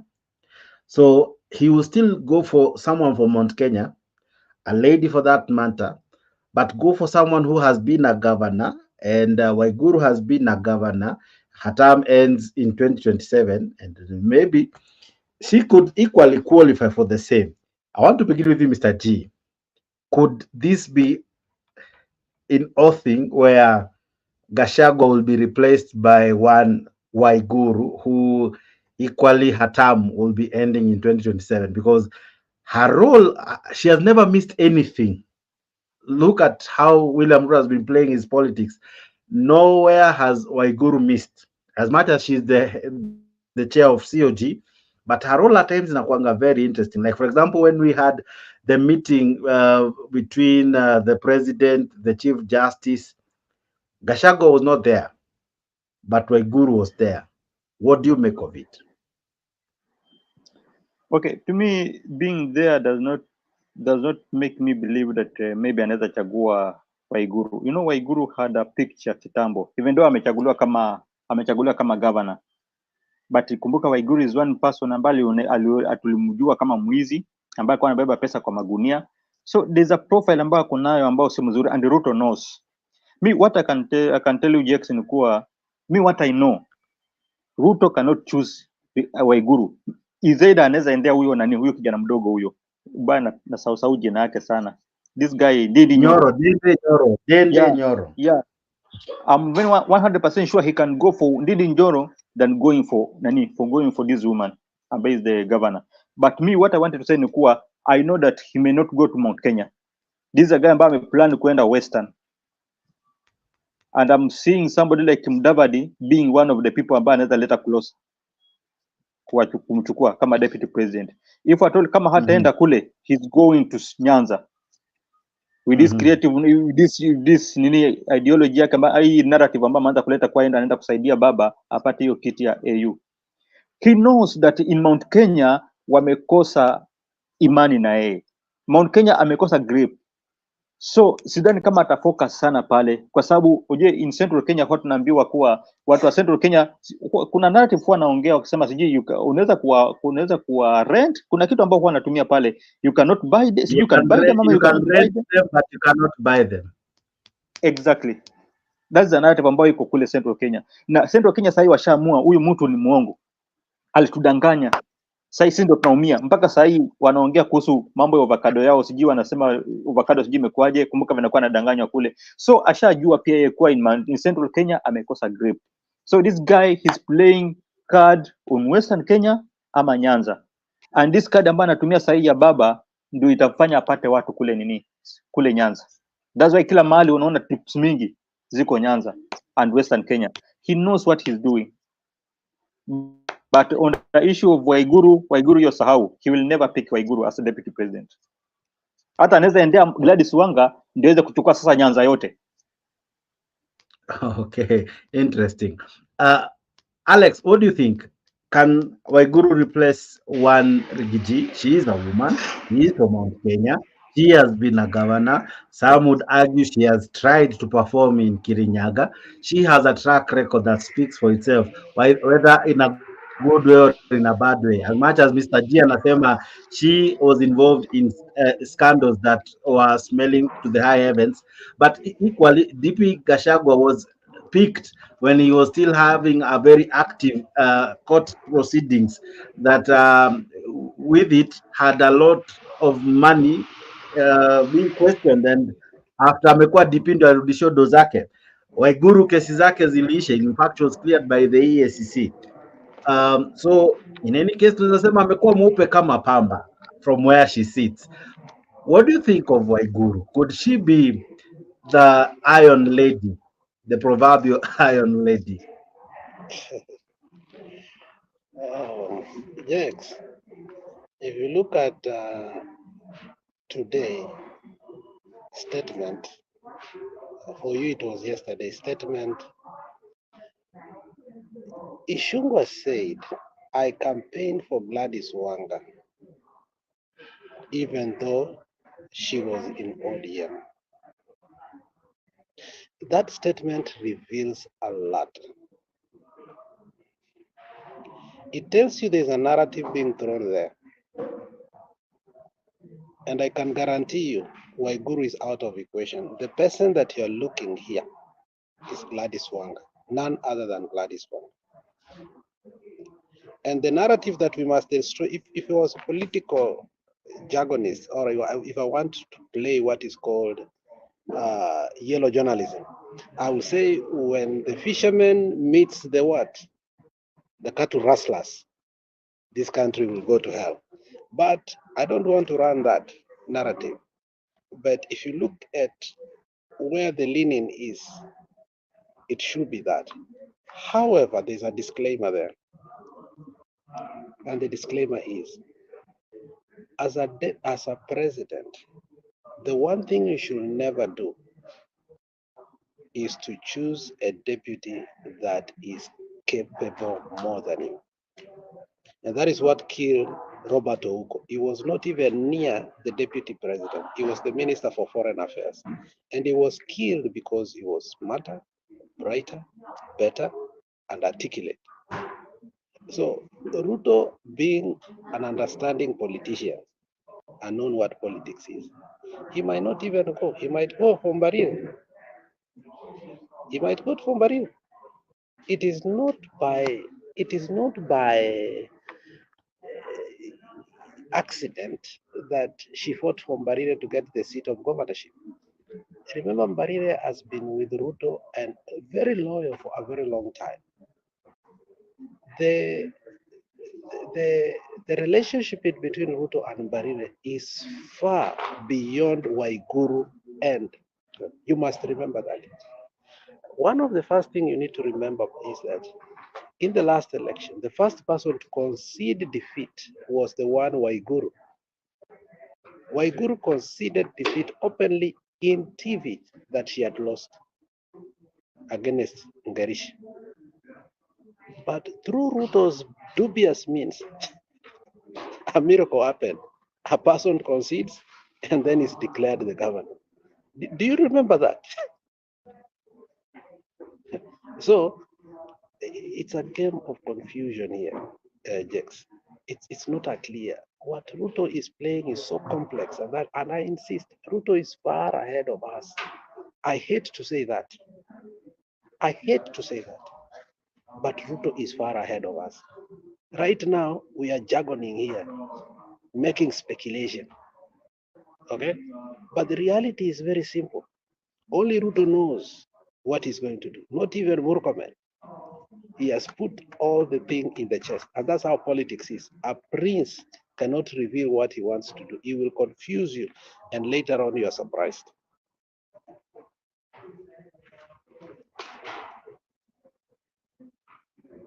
All right. Now, gentlemen, we need to move to the next part of this conversation. We have done 2 hours on Gachagua. And my final question to you both is this. What would be the way forward for Mount Kenya? What are the possibilities are they looking at? Can they do away with the presidency and equally do away with the second in command? Will that not create an apathy from the mountain? If, for example, Gladys Wanga was the person to be picked, can that alone create a situation where the mountain is not interested with the elections? What do you think, Mr. G? You know, Jex, there's something that Alex has always been telling us. Na sijui kama huwa unasikia hiyo kitu akisema. There's this thing ambayo huwa anasema 41 verse, is it 42, 41 verse 40 ama 41 verse something. There's something ambao nani huwa anatuambia Alex. You know, Jex, to my opinion, me, I will prefer if Central Kenya wanaweza actually that pride ambayo iko these people, they are so pride. Central Kenya watoe hiyo pride in them, waketi chini waseme sisi tunataka kuungana na wenzetu ambao all of us we are suffering as Kenyans, tuna suffer. So watoe hiyo, most of this Central Kenya ndio watu ambao wana control this economy of Kenya. The richest people utawapata pale, watu ambao kuna companies utawapata pale, watu ambao wana pesa utawapata pale. So hiyo kiburi waachane nao, the best businessmen wao jamaa waachane na hiyo, alafu waseme we are forming a one party na inakuwa for all Kenyans na tunakuja kuchukua power. That what I'm saying ni kuwa hii vyama mingi hii wavunje, waachane nayo. Another thing, wake hii enemy ambayo imekuwa unajua sasa wamekosa somebody, wamekosa that central person, that center person ambao can direct them, command them. Wapate mtu mmoja na waseme we are coming out as Kenyans na tushikane na Wacoast, tushikane na Wakamba, Wabaluya, Wajaluo, and then we form one chama kama ile ambayo ilikuwa ya 2002. Wataweza kusucceed. But what I'm seeing with their pride, they cannot do that. Yeah. But what I'm seeing, hawatafanya hivyo. Watataka kusimamisha mtu wao. You see, and that is when ile kitu ambayo nilikuwa nakwambia, hii kitu ya 41 verse something. That na mimi naiona kwa mbali sana, and Alex has been telling us if they cannot do that, naona hiyo kitu kuja kufanyika, kwa sababu what I'm seeing sahi, naona kama Ruto he's trying to bring Wajaluo closer to him sana na Wabaluya. You see, na demo anawaleta hivyo. Kumbuka Wajaluo na the coast people and Wakamba ni watu wamoja, wote wanapendana. So he's trying to bring this group on his side, na kisha aleta on his side, alafu awe ametema Gachagua. Central Kenya wataona kama huyu mtu amewadanganya. You see, na kumbuka kuna that narrative ambayo alituambia kitambo kuwa I want to take power. After taking power, I will deal with these people, kwa sababu hawa watu ndio tuko na shida nao. Alikuwa anasema kuna shida na kina nani? Ako na shida na wa Central Kenya, you see. So that is a narrative ambayo aliongea pia the same president ambao ni Ruto. So if Central Kenya hawatawacha ile kiburi yao, hiyo pride, waachane nayo, warudi chini, waungane na wenzao, that thing is coming back. And Jex, Okay. you know, Yes, and yes. Jex, you know, there are things that are unpalatable when it comes for us to be guest speakers here or panelists. But Jex, let me tell you the truth. And every Kenyan who is normal will understand what I'm saying. There is no community that is loathed among all communities like Kikuyus. And you will find people giving statements that are equally unpalatable, that shida zote Kenya tuko nazo ni kwa sababu ya Wakikuyu. We may not be able to speak it here and have a conversation, but in the bars, in our dining tables, in clubs, in offices, people talk about it. And it's a dangerous narrative. It is not all the mountaineers that are bad. It's been the leadership that when it comes to leadership, you know, you've seen people like Ndini Nyoro is a little bit quiet, like people like Ichungwa, they are paroching everywhere. And it makes people so mad. And they just do not want to talk about it. When it comes to land issues, that is an unresolved situation in Kenya that I'm telling you, one day it's going to blow up again. It's just started. We really never had a true solution to it. It was just a truce. Now, the narrative that is being run today is also very dangerous because as we near 41 against 1, when they start unleashing it, again, the words to use is going to be noisy and nasty. Because there are people who believe that when Rigiji talks, he talks on behalf of the mountain community, which is not true. There are very nice, hardworking Mount Kenya people around Kenya and around the world who have never been involved in politics or even in corruption. But the picture that overall has been painted, I was born in an era whereby we were told that Kenyatta used to say that ibeni bora msifanye nini musipatwe. Okay, so you had to steal smartly. That's what we were told, that Kikuyus were allowed to steal, but they should steal smartly. That's what we were taught. And that's why we found out criminals like this guy who wrote a book by My Life in Crime. Alikuwa anaitwa nani? Those are the novels we grew up reading. Kiriamiti. So we thought all Kikuyus are Kiriamitis, okay? Because they were found everywhere. So I can guarantee you the politics of Kenya, if not played rightly, one day it will blow up in a way that we really do not want it to. Now, there is another problem of born-free generation. The people who are born after Moi came from power. Now they are going to vote for the second time. These are people who do not understand the hard liberation the Kikuyus and Luo per se fought for this country. If there are people who paid the price as a communities to fight for the second liberation, in terms of communities, there were Kikuyus and Luos. But eventually, again, when Ford was formed, they did what? They separated, which was also very sad. So people ought to be told the history of this country. And for Ruto, as a president, is trying to dismantle the establishment that was in and still remains to be. That establishment is equally dangerous, whereby you create 7 billionaires from one community, and then they run the narrative that they do what? They do, the money they have is larger than Southern Sudan, larger than Kigali, which is Rwanda, Burundi, and which country that the 7 people have. So in larger sense, when you look at their business, do they have manufacturing companies? Do they have service industries only, whereby they give services like banking, insurance, stock exchange, something of the sort. So my take is this: our people from Central must divorce themselves from the leadership, so they should never be judged on how the leadership has been or it has remained to be. But otherwise, they were equally good leaders who we thought they were bad, but given a position, they worked good for Kenya. Michuki is one classic example that even if he was a Kikuyu, even if you gave me that man to vote for, I will vote for him anytime because I knew he had the capacity to do one thing, to implement whatever that should be done. He came to Nairobi in the Ministry of Environment. He cleaned up Nairobi River in less than 2 months. Something Sakaja cannot do. Yet he was in that ministry for very few days.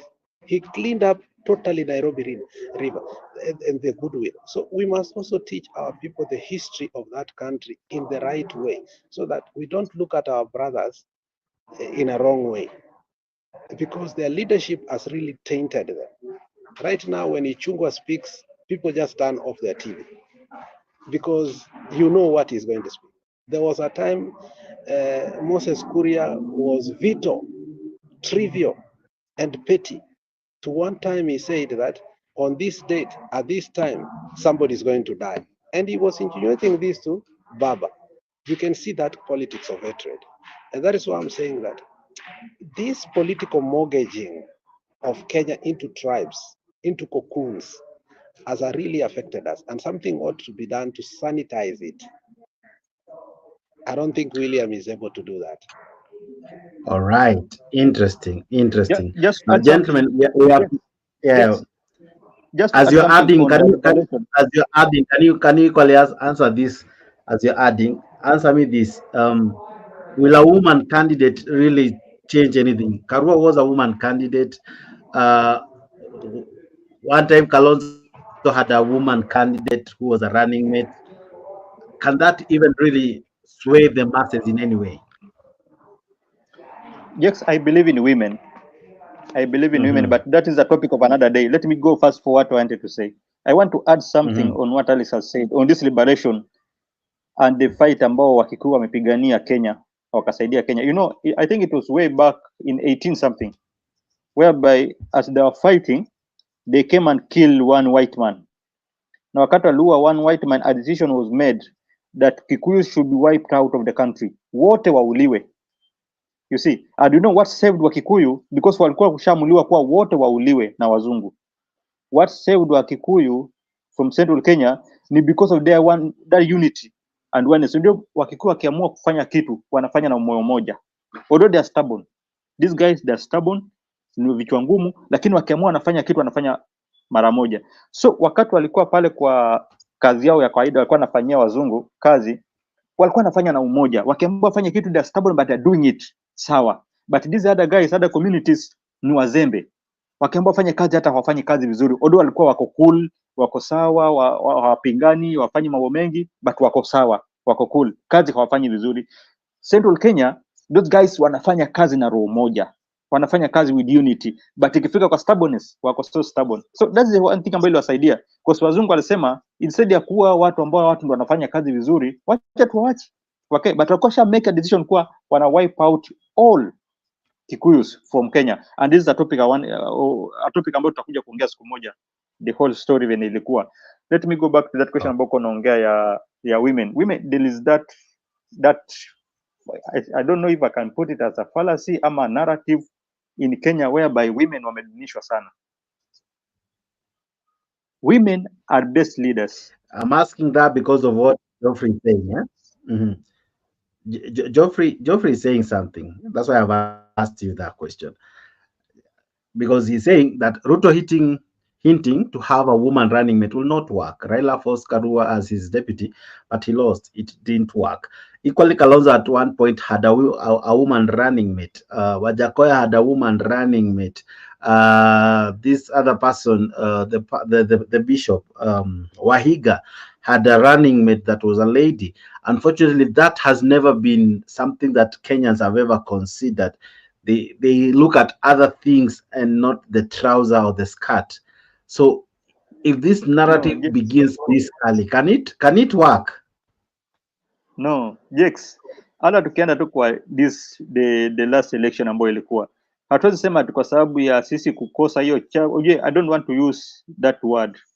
Let me use another word kwa sababu unapenda kunihit sana nitumia that word. Let me use that word kuwa tulinyang'anywa uongozi. Wakati tulinyang'anywa uongozi, it doesn't mean that tulishindwa kwa sababu ya mwanamke. No. Azimio walinyang'anywa uongozi. But issue ya leadership with women, kwangu mimi, I believe women are the best leaders. Only if they can be given that chance. You know what happens to see Kenya, ndio sababu nikana kuambia this is a narrative ambao kwa tumeka wanawake chini, tunawadunisha sana. That's why hata mwanamke akiamuka akasema anataka kuwa president, atakaa chini kwanza ajiulize, am I able? Am I do I have that confidence? Am I competent? That's it. Anajiuliza paka anakuwa 100%. I see Alex has something. You see, this patriarchal mindset has been overtaken by time. You look at our media today, you look at even in terms of governance today, you find that actually women leaders are doing much better. For 10 years, Homa Bay did not have a governor, the first 10 years. Awiti Pod Peck used to sleep in Kisumu and come in the morning to Homa Bay and leave to eat lunch in Kisumu, and that is it. 1 year after Gladys Wanga has taken over, the investment conference was done there, and you could see some wonderful developments. These people have 3 airstrips, and they never had nothing before. He's selling Homa Bay to the whole country like never before. We're not talking about Mombasa. We are not talking about Kiambu. We are not talking about Kakamega. We are not. In fact, if you look at the money circulation in Kenya, it was so bad that Kisii was in Nyanza. Kisii was having so much money cash flow from the US and other countries that we had to shift the central bank from Kisumu, and we had to put one in Kisii.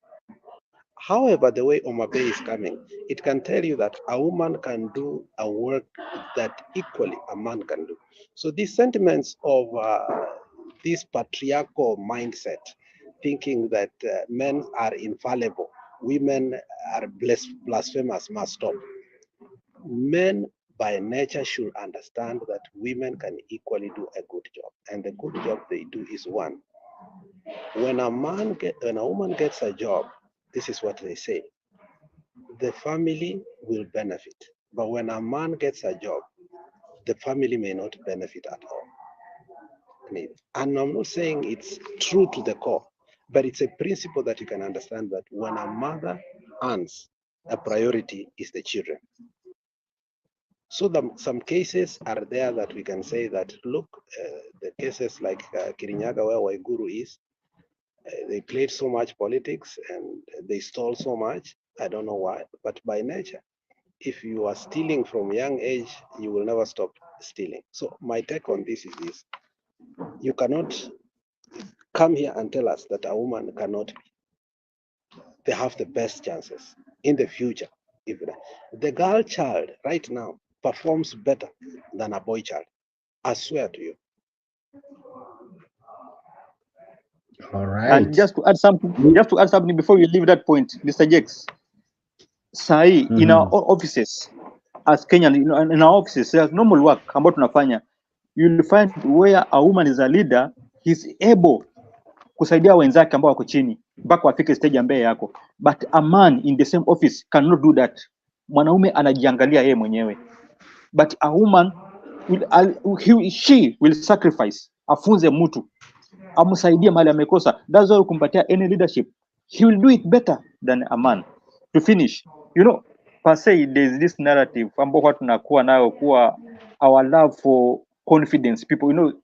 Most of we see Kenyans, kwa kuna that love that we have for the confidence people, but often it leads us to a misguided conclusion that confidence it is just advantageous kwa anything about tunajua, because of that confidence ambayo tuko nayo inakuwa ni kama advantageous for women. Sasa unapata somebody ambaye hata he has nothing, he's incompetent, just because of that courage ambayo kunayo, the confidence ambayo kunayo, anapewa that advantage and upper hand kuwa as a leader. That's why I wanted to ask a question. I wanted to ask Alex a question. Kwa hii situation ambayo imehappen leo, I saw that Somali guy from Nyanza and I saw this guy from Mombasa wakiwa na baba Junet and Joho. I wanted to get your take on this issue. Kwa nini wanajionyesha sahi? All right, and that with that question, equally it brings us to the next topic, which is the succession story. And the story here is Raila Odinga today, in a way, kinda said the people to take over ODM leadership, or should really take it to the next level, should be one Hassan Joho and equally Ambetsa Oparanya. And I equally wish to join in the question from Mr. G and ask you, Alex, this question. What does that even mean? What does it even mean? Because we have removed, as it will be, if that is to continue, we'll have removed the leadership from Luo Nyanza and taken it to Western and the coast, if that is an argument we can look at. What do you make of it? But I don't know, for the sake of our viewers, can we play the clip, or do you just want to go ahead and answer the question? I don't know. I mean, the viewers, if they watched it, you are best suited to tell us that. However, all right, let me play it because it's a two minutes thing. Then we'll come back. All right. Okay. Has tasked former governors Ali Hassan Joho and Wycliffe Oparanya with taking charge of the ODM party as he embarks on a continental campaign for the African Union Commission chairperson seat. Odinga, who was in Wajir County, said his absence should not lead to the crumbling of the ODM party. Stephen Leto has more.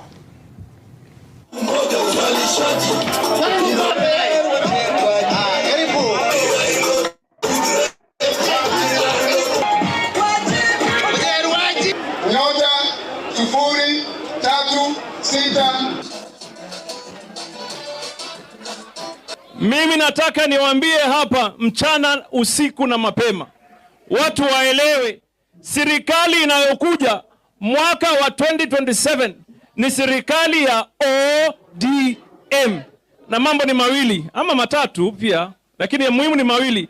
Kama si Raila Amolo Odinga, basi ni Hassan Ali Joho. Sasa wanapiga kelele ndani ya Nairobi, baba anaenda AU, baba anafanya hii. Tafadhali tuheshimiane, tafadhali tuheshimiane.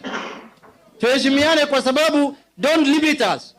Baba anaweza enda popote hapa duniani, hata anaweza kuwa Secretary General ya AU, anaweza kuwa Secretary General ya UN, anaweza kuwa chairman ya ECOWAS, lakini mwishowe atabaki tu mtu ya ODM. Mimi nahakikishia nyinyi hiyo.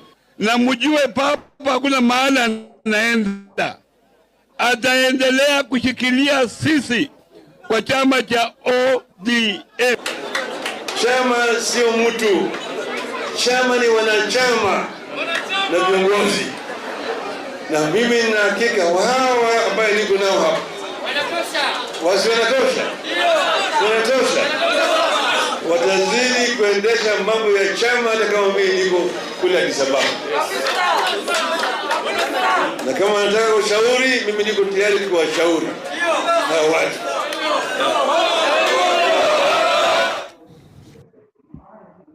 All right. There you have it, folks. Our jamaa wanatosha. The proverbial tosha moment that we were all been waiting for. The tosha moment happened today. As much as probably I am almost certain it will be refuted in a certain way. Itaelezwa ina njia ingine because siasa ya Kenya achana nayo. Baba might equally change his statement tomorrow. But let's work with what we have at the moment. Let's not jump the gun.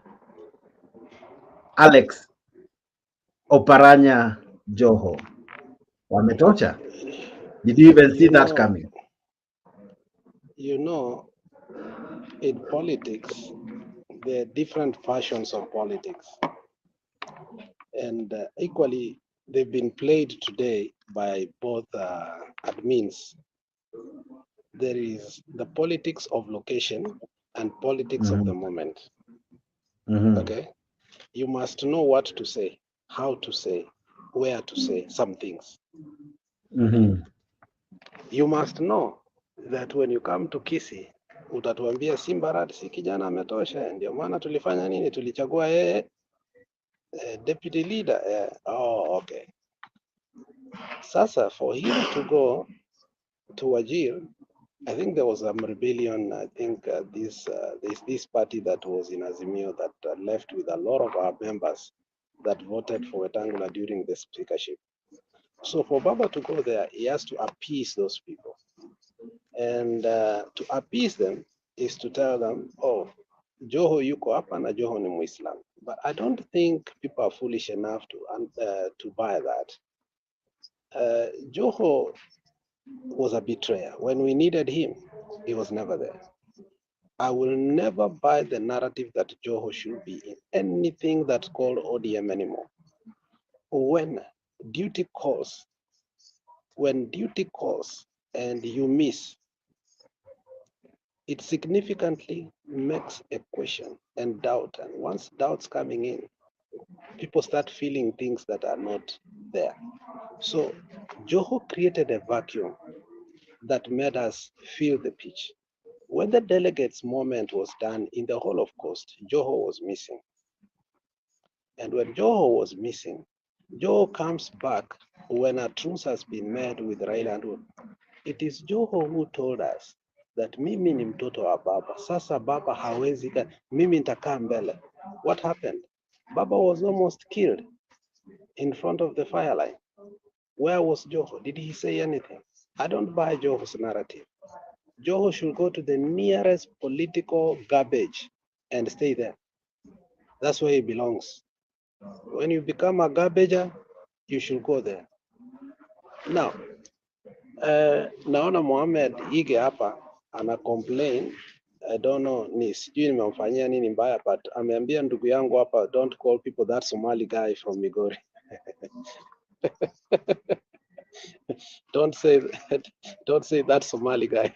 Tumia lugha nzuri, Mr. G. But Somali guy is not a bad name, Mr. Mohammed. It is. You know, sometimes tunasahau jina.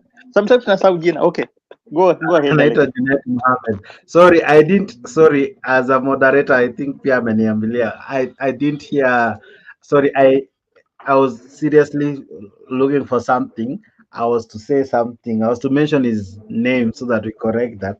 So forgive us for that. It's wrong, actually. It's wrong, Mr. G, to call someone. You know, it's like Mr. G guy. It sounds like it's almost rude. It almost sounds like rude. Actually, it's bigotry. It's bigotry by nature. But anyway, Mzee Karada, I think you guide us very well there. So I acknowledge. Sana Mohammed, we are well guided. We are well guided. Thank you so much. Now, Mr. G, sorry, I don't know if Alex you're through because you have responded to my comment section. Yeah, so Joho is taking advantage. But at the same time, when you look at the matrix of Kenya today, again, the coast is having a vacuum. And the only person actually can mobilize the coast to coalesce around him, again, it's only Joho again. So we are facing a dilemma, a political dilemma. So it's like he's a flesh in the thorn. Is a flesh in the thorn. So what I can no, Mr. G is not a tribalist. No. It's okay. Let's focus. Let's focus. No, that one I have to recant. No. That one I have to make sure that the panelist. I will do so. Just the panelist. I'll do so for you. Is not attacked. No, that we are not tribalists here. Go on, because you will lose your chain of thought. No, I will not. It is deeply embedded in my thoughts. When it comes to Oparanya has no capacity on his own in terms of money, in terms of bankrolling, in terms of the MP surrounding. He faces the same quagmire that Gachagua faces. Okay? So it is that matrix again of putting weak people around us so that we can buy their narrative. If Papa is really serious on putting ODM in a good way, especially in his succession, he should not have gone. It is either Odinga who told us the person to take over from Raila is Mbadi. You heard that. So this political journalism, we should not be discussing them here. You must understand there is a politics of location whereby you must appease the people talking to you. And that has brought problems to Baba. Somebody goes and says, sitafadhali mpe Baba one more time. Nani anakuja anasema in a funeral, Mtula Kilonzo Jr. anakuja anasema wakati hii mpende msipende. Baba sasa for him to play and manage the crowd, anafika huko anasema nini? Si hata Kalonzo anatosha. Unaelewa? Unajua Baba needs to stop those things. Those are his weaknesses because his statements are really confusing. So I don't take this statement to be serious. It's just another statement that we should not buy or we should not even talk about. Joho and Oparanya do not have the capacity to run that country easily right now as we see it. We can nurture better leaders, but then we can agree there is a hole within us whereby in the coast, Mungaro cannot do it. The current governor of Mombasa cannot do it. So then we have a dilemma. We ask ourselves, then who can do it in coast and also can coalesce the Muslim community to us? Joho does a better job. Junet does a better job. So we are going to face a vacuum for a while on really how to carry on, because to fill Baba's shoes is a larger problem to us. So that's what I can say. Okay. Mr. G, I want to ask you this. I'll use Atwoli's words. In Oparanya and Joho's hands, are we safe? Or is ODM safe? Will it grow to the next level? ODM is not safe. That's why I asked Alex. I wanted to hear his take on that issue. Although there's this guy ambaye ameongea, I think hakuelewa what I was talking about because it was just in good faith. Sikuwa nasema hiyo jina kuongea kuhusu mambo sija tribalism mama nini. No, I was just using it as a to face that anatoka upande fulani, jina yake imenipotelea. You see, so it was easy nikisema Somali inajulikana haraka ni Junet. You see, so it was not in bad faith. Yeah, it's not in good faith. Mohamed, hiyo iko sawa, hiyo hakuna mambo mengi. Okay, on that question, Mr. Jex, to me, when I saw Junet and then I saw Joho, that word messy, hii ambayo tumetumia hapa sana, that it will be messy, the end will be messy and some words here ambao ulikuwa unatumia, those are the words ambazo zilikuja kwa akili yangu, kwa sababu I'm seeing Baba akitoka aache ODM. So the problem ni kuwa Baba is trying to manage us, watu wa Azimio, watu wa ODM, akituambia kuwa hapa Ethiopia i just 1 hour, siji 2 hours, siji 45 minutes, naweza enda nikakula lunch hapa, nikaenda nikaruka ndege, nikaenda nikalala kule, nikakula breakfast. He just trying to manage us, which is not good. When Baba atapata hiyo seat ya AU, mambo yake na Kenya itakuwa imeshakatika. There's no way atakuwa narudi hapa anakuja Saturday kupiga siasa. He's not allowed kufanya siasa. Itakuwa ni kazi yake ya as a leader of AU. Kwanza atakuwa busy sana, hatapata hiyo time ya kuja. So he should stop managing us. Now, on the issue of ODM, itakuwa messy. Why? Kutakuwa na vita. Sai Joho is coming out kwa sababu Baba amesema anaenda. So kuna hiyo nafasi, the kingpin anataka aichukue kama leader wa ODM. Na ukweli vile Alex amekwambia ukweli, the guy amekuwa missing. Tukipigwa hapa barabarani, in the streets, tunatupia tear gas, amekuwa amejificha. Sasa hii wakati kuna Baba anatoka kwa sababu wanataka wapate mtu ambaye atalead that chama, yeye ameanza kutuambia kuwa he's the Simba. Baba ndiye amempatia hiyo ujasiri mpaka siku hizi he's the Simba wa politics. Simba gani wa politics ilikuwa anaweza jificha? And he knows why he was hiding. Anajua mwenyewe alikuwa anajificha kwa nini. The mess things ambazo amefanya, ukora ambao amefanya, and those were other narrative, vitu vingi sana mbovu ambao amefanya. Even though he's the right person, when Alex amekwambia, he's the right person that anaweza mobilize Mombasa. but wakati alikuwa kwa leadership he did a lot of mess, na tena alichangia watu wengi kuacha kupigia baba wakapigia huyu mkora ambaye alitudanganya. So going to that question Mr. Jakes, I think baba akishatoka itakuwa messy kwa sababu kila mtu atakuwa anajitakia na kutakuwa na vita mingi sana, vita mbaya sana. Alafu kumbuka mtu kama Oparanya is the guy ambaye amekuwa royal kwa baba, but sasa shida haiko stable, hana ile stamina ya kuchukua hiyo kiti, so it will just be messy. Hatuwezi sema kutakuwa safe ni any other person pale. Baba akishatoka things will be messy. You see, Jakes, another same thing. question. Are we safe in these two guys? Jakes, let me tell you something. If now let's take party politics aside and look at the reality of things.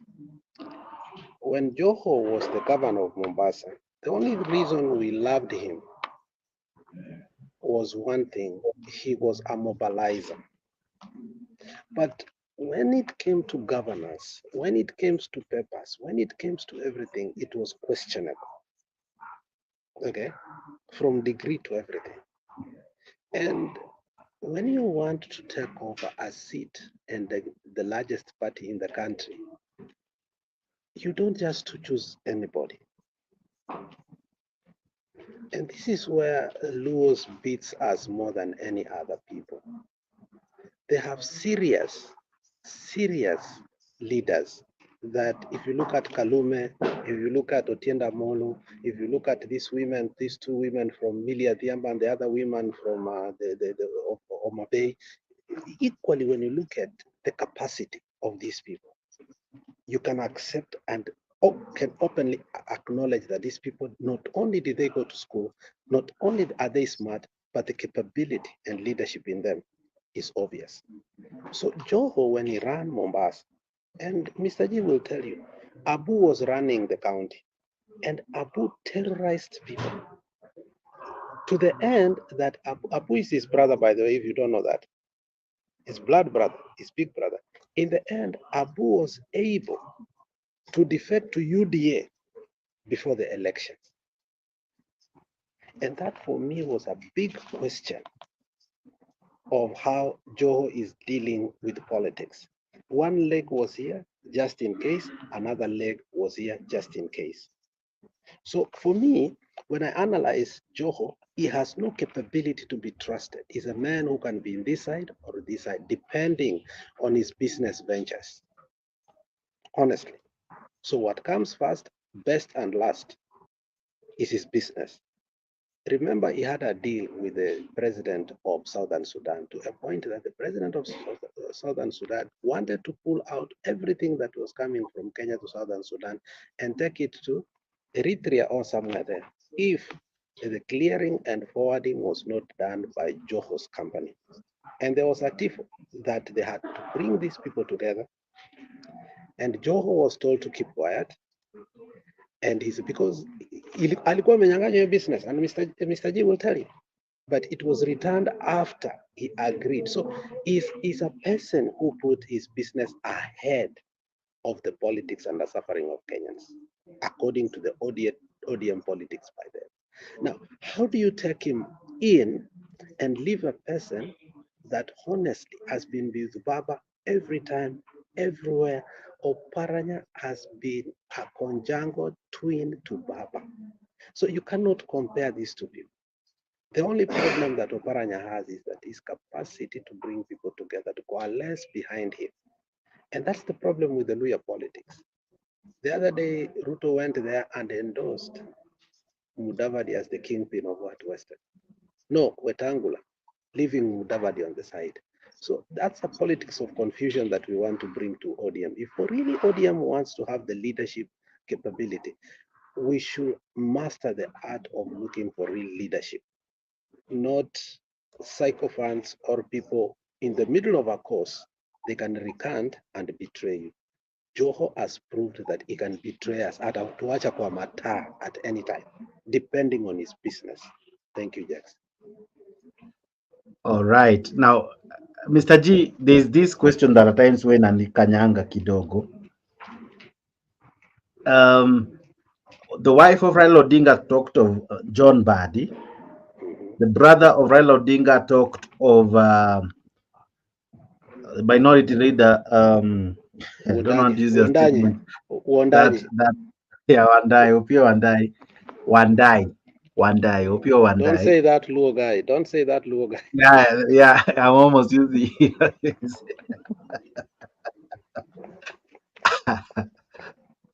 And some heavyweights were equally talking of one Babu Wino. With these two, Oparanya and Joho, is this where ODM begin to lose its magnet? Because probably Raila was the magnet that has held it together all this while. With his exit and coming in of Joho and Oparanya, is this where it all comes to a fall? That's why I told you that could be a messy. There will be messy. Kwa sababu gani? You know, somebody like Joho atakuja na hiyo kifua akisema yeye ndio Simba, amefunzwa na baba, yeye ni mtoto wa baba ambaye amefunzwa sasa ni Simba wa siasa, and yet he's not even Simba wa siasa. This is a guy ambaye amesumbua watu sana hapa. You know, we had a narrative, although I have never owned a shamba or a land in Mombasa, but this guy, there's a narrative that frustrates sana landlords. There's a way that mtu alikuwa akijenga nyumba, I'm told that anafaa aende achukue, if you build a flat, anataka a flat hapo chini, anataka a piece kwa building yako. So he frustrated a lot of people, and that's why makosa mingi ambayo amefanya alikuwa amejificha. He's not a lion. Now coming to Babu Wino, to me Babu Wino amekuwa kama a joker, even though many people loves him, but to me ikifika upande wa leadership, to me Babu Wino is still a joker. Bado he lacks that leadership kama ile baba. You know, baba is somebody ambaye he's able and he's fit kwa hiyo kiti, lakini tukisema tunapatia mtu kama Babu Wino, Babu Wino he still need to grow as much as pesa ako nayo kiasi, but on the issue of running ODM, that guy cannot lead ODM. It is very awkward akipewa kwa sababu ata mess. Sasa wacha tuende kwa what happened between baba and the wife of baba ambayo ni Ida and the brother to baba ambaye ni the youth leader. Wanamwitanga youth what? Kuna jina ambao anatumiwa akiitwa. You know, kwangu mimi nashindwa how Ida, and you know Ida has a say. Ida akisema kitu kuwa he knows what she's saying. Akisema kuwa is this guy ambaye huyu umesema, huyu ambaye anaitwa Badi. John Badi. Badi ni mtu ambaye amekuwa ODM. Yeah, John Badi ni mtu ambaye amekuwa kwa ODM for a very long time. He's a good guy. But although pia mwanzo tuliona akiwa anamshike kiasi, hata kwa maandamano sidhani kama alikuwa kwa maandamano. Sikumuona kwa sababu kulikuwa na issue kidogo na mambo ya mama ambaye the mama ana perform vizuri sana hasa governor, lakini bado alikuwa na issue naye. Sidhani kama amereconcile kabisa, amerudi 100%. I think bado kuna kachuki kiasi. So all these people mimi kwangu naona ni kama there's a problem. Baba anafaa awe so wise wakati ata choose a leader ambaye ata take over ODM. Kwa sababu ukiangalia mtu kama the minority leader still pia bado hajafikia ile chance tunaweza sema he's able to take that chama na ailidi pale mali inafaa ifike. So all these people bado they are still wanting, they need baba closer sana awaonyeshe maarifa ambao wanaweza tumia to lead that party, but akiwacha tu hivi it has scramble, yote itaisha, itakuwa tuna vita kila siku. Okay. Same question to you. Why didn't we have someone from Luo Nyanza, where Raila Odinga comes from, to be endorsed by Raila Odinga? As you rightfully said, Mr. Alex, that probably Raila said so kwa sababu ya mahali alikuwa. Maybe akienda a different place, he will still showcase other leaders. From where you sit, do you see a situation where we could have other people still being fronted to be able leaders, and then eventually when we will have the elections for ODM, there is where the one who wins maybe Raila will say, wacha tujitupe uwanjani, mwenye atashinda, that's the person I will support. What do you think? Why was it important for Raila Odinga to call Joho and Oparanya today? Yet his wife had called John Badi, his brother had called Opio Wandai. You know, during the ODM registration effort or campaign, we were very progressive. We started from Siaya, Kisumu, we went all over. Finally, we found ourselves in Kisii, we went to Migori, then from there we went to Homa Bay. No, Homa Bay came now. The Homa Bay we didn't go before. So we went now to Western. We went to Busia, then we went to Vihiga, all that. And after a very successful meeting in the coast was the peak of all this entourage. We took a break, a prolonged break, because Baba structure in the way he structured ODM, he wanted to meet the delegate first. The delegates agree with each other. By the time they go to that public rally, they are equally prepared. People are not going to fight. So my take is, Baba understands the nature of Wajir politics, and Baba wants people to do what? Registration. In that event, there are statements that you must make to include. You see, if you look at the history of Kenya, for a very long time, especially during Moi's times, the northern hemisphere of Kenya was so segregated, undermined, and it's called, there's a name they call hard area, something of the sort. So devolution has really helped that place. But Baba is trying also to still convince them that they are part and parcel of Kenya. And therefore, former Governor Zali Hassan Joho and Wycliffe Oparanya with taking charge. Sorry for that. I was struggling to add Mr. G. Sorry. Yeah. Go on. So when you are in a marginalized place, you don't play the politics of abundance of Nairobi. You must bring their sons and you must say, what do you have for them? Okay. The inclusions of Muslim within the ODM ranks is very important. Now, then you ask, who is this spice that should be added in this food of ODM so that they can do what? The Muslim community can feel included. Unfortunately, that person is Joho. Now, there is another narrative that Mama is playing. I think Mama is not, Mama made a mistake. Mama makes a lot of mistakes, and I think she should stay out of politics, because when Baba did not want Jalango to buy that seat, Jalango went and knelt down to Mama, and it's Mama who begged. Remember, these are seats that people are not given nomination for a very long time because Baba was wavering and asking, is this really the right person? And I'm one person who will say this, Mbadi too is not the right person. If you truly knew the politics of the Luo Nyanza, you can understand where I'm coming from. And Mr. Ige knows it so well, but he will refuse to come and tell us. The South Nyanza politics starts from Tom Mboya and Jaramogi Oginga Odinga. When Tom Mboya knew that now his life was in danger, he came to Jaramogi to ask for forgiveness before actually he was assassinated. So there had been a big rift between South Nyanza and the other Nyanza. And when you look at that politics, is that the South Nyanza is saying this time it is our turn. We've been dominated by the other side of Luo Nyanza. And that is equally very dangerous, because within the Nyanza community, then we have some Bantus who have been assimilated. The Suba community, the Kuria community, and the Kisis are basically one language if you don't know. Okay? So, and that is why you see Baba is always appeasing the Suba community. If you remember, at one time, Moi had to recognize Suba as one of the communities in Kenya. And what did he do? Moi actually opened a radio station for them. So the issue of Mbadi is this issue of what the Luo community from other people call them Subanese.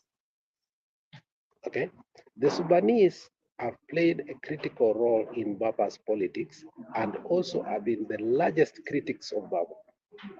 You can see today what is happening in Homa Bay at large. The rebels that are there, Karoli Omondi and others, all of them have ties to what we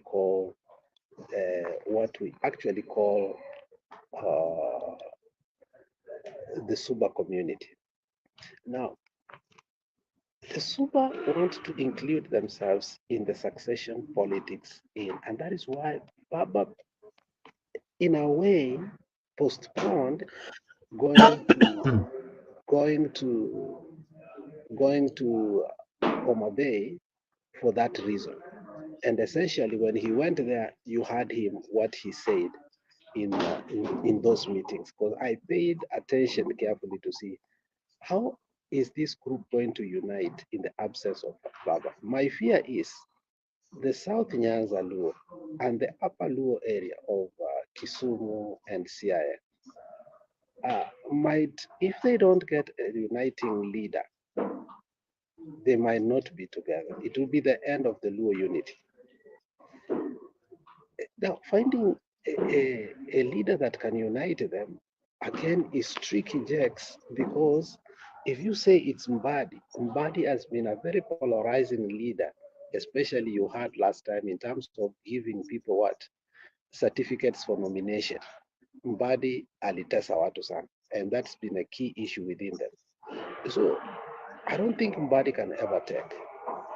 I don't think somebody from the larger Siaya or Kisumu can be able to take.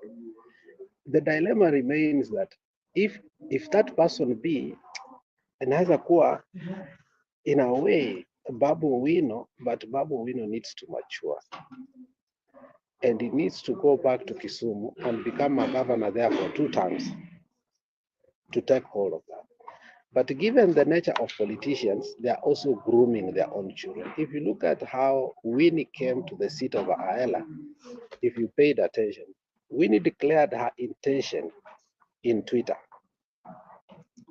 And the registration was going to close. So Winnie went and put her papers. And when that thing went to parliament, nobody opposed it. You know, Winnie almost went unopposed, unlike other leaders being voted. And that was both aisles, Azimio and Kenya Kwanza. So for me, there's something ringing in me that Winnie is being groomed. And Baba's decision to go to AU is to popularize even more Winnie, because that was a personal decision. That was not a political decision. So this thing is going to play out differently. What we are being shown is not the reality. These are makeups. Hiyo ni kujipodoa. ODM inajipodoa.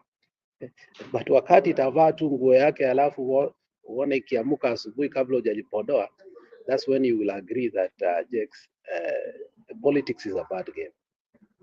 Joho will have premium tiers. Oparanya will have premium tiers. By finishing, let me ask you. By finishing, on that point, by finishing, Jex, if you're a leader, you must have the capacity to betray your lieutenants, okay? And you ignore, like, look at Ababu Namwamba. Ababu Namwamba carried the Bible and say kwa jina Raila in parliament, and he was almost expelled. And you saw how it was noisy and what? Nasty. Messy. Messy and nasty. And you can see how Wetangula parted ways. You can see, I mean, there's that trajectory. You must reach a point and accept that on this I might choose. I must betray this one, I must make this one. And it comes with a lot of wisdom. So the surprise will come when really Baba is going and you realize that those people are no longer, they were not even in the circle of Baba. That's my take on that. I'm sorry for saying now that. Let me ask you, I want to ask you this. What happens to the likes of Simbarati, who we felt probably was the heir apparent? Unfortunately, or fortunately, that seems not to be coming. In any case, Raila has gone to Kisi severally, and we almost thought that the person who will endorse rightfully would be Simba Arati. What do you think could have informed Raila's move? Because it came as a shocker to many. It is yet to be official. It is yet to see if this is what Baba truly will stick with. Because at one moment we almost thought he had endorsed Kalonzo Musyoka, only for him to speak at a different interview and say that is not what he meant. That he was kind of misquoted. Uh, Having said that, and risking the fact that we might equally misquote him, why do you think the likes of Simba Arati, the likes of this this uh, this leader, forgetting his name, uh, Simba Arati, yes. Why is it that now that when it counts, Raila Odinga didn't really approve of him? Projects, you cannot count Simbarati out. If you saw Baba's rally in Kisi when he went there, he had a certain mission. And I think the mission was accomplished. First and foremost, he told Kindiki that, look, there is a problem down here, and you have never resolved it. The next day, Kindiki came and said, we need to resolve this issue. Simba still remains to be a confidant of Baba. And the reason Baba must respect him, sometimes I know, is that the guy is a politician. He might not be an administrator. He's a real politician. He's shrewd, and he has money too. He can bankroll whenever he wants. And he's also a mobilizer. So you cannot count him out. And that is why I say we are going to get surprises of the day. Mbadi is not going to be there. Joho is not going to be there. Oparanya is not going to be there. It will be a surprise thing, my friend. You see, the price of greatness is responsibility. The price of greatness is responsibility. In politics, there are no permanent friends or permanent enemies. It's permanent interest. Okay? And I can guarantee to you, it's Henry Kissinger who said that. And over, politicians change for the sake of what they deem to be more important to them. And in politics, nothing happens by accident. If it happens, you can bet it was planned that way. Okay? It was planned that way. So there are things that are being planned de facto. Okay? But when it will come to fruition, when it will come now to a reality, when the rubber meets the road, you must separate the chaff from the wheat politically. And that process is equally tough. I can give you an example right now. Look at Khalwale. Khalwale recently had a meeting with who? With Oparanya. Oparanya is in ODM. The current governor is in ODM. However, Khalwale is in UDA. But then Khalwale says he wants Dani to be back him. And Oparanya said, our next governor is not ODM governor. It's going to be a UDA governor. Then you ask yourself why? Because he understands when you put Khalwale in his side, he will have a vocal voice. Somebody who parioks, who talks so much, and who does not fear what he talks or not. So he has already gotten a mouthpiece. Okay. In politics, you have so many people that surround you. So Oparanya has already taken a mouthpiece that will fend for him. And that is why I'm telling you that it's going to be a matrix, a game of chase, especially because of the person that you want to inherit that seat from. And Baba will make sure that he leaves somebody who solidifies the party, not somebody who is going to be a factionalist as long as he leaves. So that's the dilemma that we have. And we have this bad behavior, Mr. Jakes. We have this bad behavior that leaders do not choose or recognize their successors in our country. Young people fight to tackle. Sifuna was never elected to become the Secretary General of ODM, by the way, if you remember that. Sifuna woke up one day and said, E-Kitty has been vacant for a year, and it's not possible. I'm taking over. And the guy became the Secretary General until today, 7 years in the office, and nobody has ever challenged him.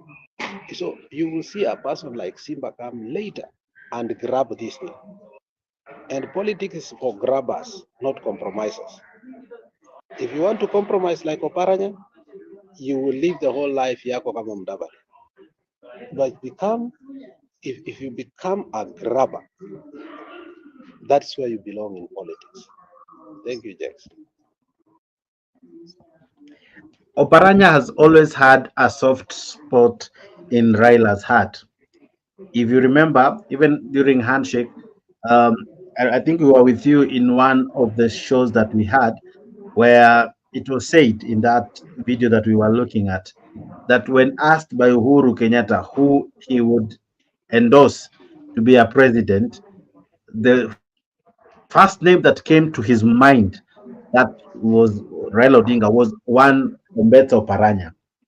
Um, if that is something to go with, could we be looking at a situation where we will create very serious wrangles both in ODM and in Azimio if Oparanya becomes the true heir apparent of both ODM and Azimio? Because what happens to the likes of Kalonzo Musyoka? What happens to Martha Karua and the others? What happens in the event that ODM disintegrates? Because in Kenya, a party is as good as its leadership. And it is almost true that parties are owned by individuals in Kenya. The exit of an individual in a certain party has brought down most parties. Case in point, KANU. Case in point, Jubilee. Case in point, Ford Kenya, and many other parties. Now, with the exit of Raila Odinga as well, this equal will be the first true test of ODM if it's truly a strong party. Then equally, the other test will be about Azimio. Is this relationship built on strong stone or on quicksand?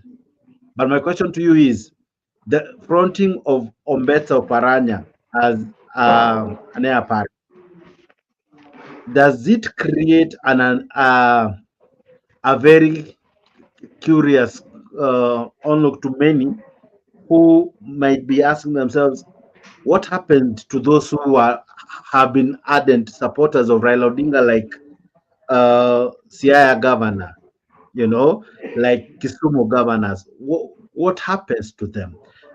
Is this how they equally exit politics when they retire from governorship? Is this still how they go home? What happens when you look at the whole matrix, the whole picture? The question Oparanya, what does it mean? Both in ODM, Azimio, the big picture, what does it really mean? That's a very good question. If you look at the politics of Kenya now for 20 years going, we've never gone with the same formation in election in the next cycle. We've been changing. We've been having something called rotational thinking. Mm-hmm. So you still clinging to Kenya Kwanza or Azimio is actually a foregone case. There is no Azimio. People are just positioning themselves because they know without Baba they benefit not. And Baba started a serious recruitment whereby it is said he's using his own money. Okay? Mm-hmm. Sifuna has opined that a long time ago. I wouldn't be surprised in a situation for a person who knows how to play politics, because by definition, politics is not what you want. For you, politics is for A, B, C, D things, but for politicians, it's the fight for power. If you put that in the matrix in your mind, that these people are fighting for power, and power can't be fought without big money. It can't, because you can't be everywhere. You must station other people too who have money and who have intelligence. And unfortunately, Gachagua was used in that way to bankroll, and that is why he demanded his share of whatever he got. So the thing that is important here is, and the question that we must ask is, where will ODM go next? ODM is not going with Kalonzo. Take it to the bank. Once you don't see a person that is very honest, like Martha Karua, in meetings, you must ask yourself very pertinent questions that will be able to allow you to know the conclusion of the matter. So Azimio is dead. Let's not talk about Azimio anymore. Let's not talk about Azimio. They can come up as an organized opposition or minority to give their statements and press us, but in terms of their thinking, they are not together, and they will not be together. So, and that's why the succession now becomes easier. Okay, so Kalonzo has to deal with his, and ODM has to deal with it. There is no marriage of convenience here. Kalonzo will end up doing what Martha Karua did and what Ngilu did, taking a shell, a party that is a shell. You hear me? Until today, Ngilu is holding on to a shell, a party that has been run by time. Martha Karua is also holding a shell. I don't know when they sit down on what basis do they negotiate of, because their members of parliament are Niwadogo-san, their MCS Niwadogo-san. So the next cycle of politics is going to be transitional politics that favors Ruto, because Ruto's party started the transition in 2022. Now we are going to face now a transition when we don't have our Kinara. Unaelewa? We are going to face a trend when he is facing out of politics, and everybody is going to come with entitlement that James Orengo will come as a senior person. Another person will come, like Anyang' Nyong'o may come as the brightest of the brightest. Otienda Amolo, of all people, will come out and say, look, in terms of analyzing and doing this, I have been very critical to ODM, even in terms of what? When we go to the Supreme Court. People are going to come with entitlement. The question is, will their entitlement help them? No. A person that may end up leading ODM might be a person who is rowdy, forceful, and who does not care. And when I look at the politics of Kenya, and I'm sorry if I am biased, the State House has really been fighting the people who deem to be a little bit tough to the president, or they have a chance to take over. And you can see Masaibu ya hawa watu openly. My sister here is saying Kalonzo has a chance. He just needs a young sponsor like Mike Sonko, connect with the public and have a presence, and it shall be up there. A presidency does not work that way, good here. It's beyond there. Presidency does not work that way. I will guarantee you, I've been part of our political party ODM, and I can tell you that it is not easy to be in ODM. That's why people go out of ODM. Kalonzo anamiasmize around himself in Kukambani. The best he can go is to Embu and Meru.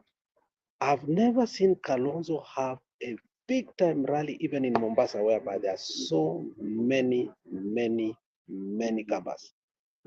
From Kwale, uende kwenda juu, wale watu in Likoni alone, Kambas can elect an MP. But Kalonzo, I don't know, ni pesa hana, ni akili hana, ni foresight hana, ni insight hana.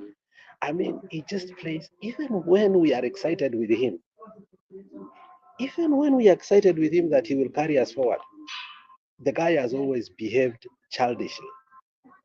I can use Martha Karua's words towards Uhuru at some particular time. Kalonzo is a political crybaby. He has no political stamina by himself. He can do something. And that is why when you look at Kalonzo, the people that supported him at some point, they withdraw the support and threaten him. And one of them is Mudama. You know, Mudama was the chief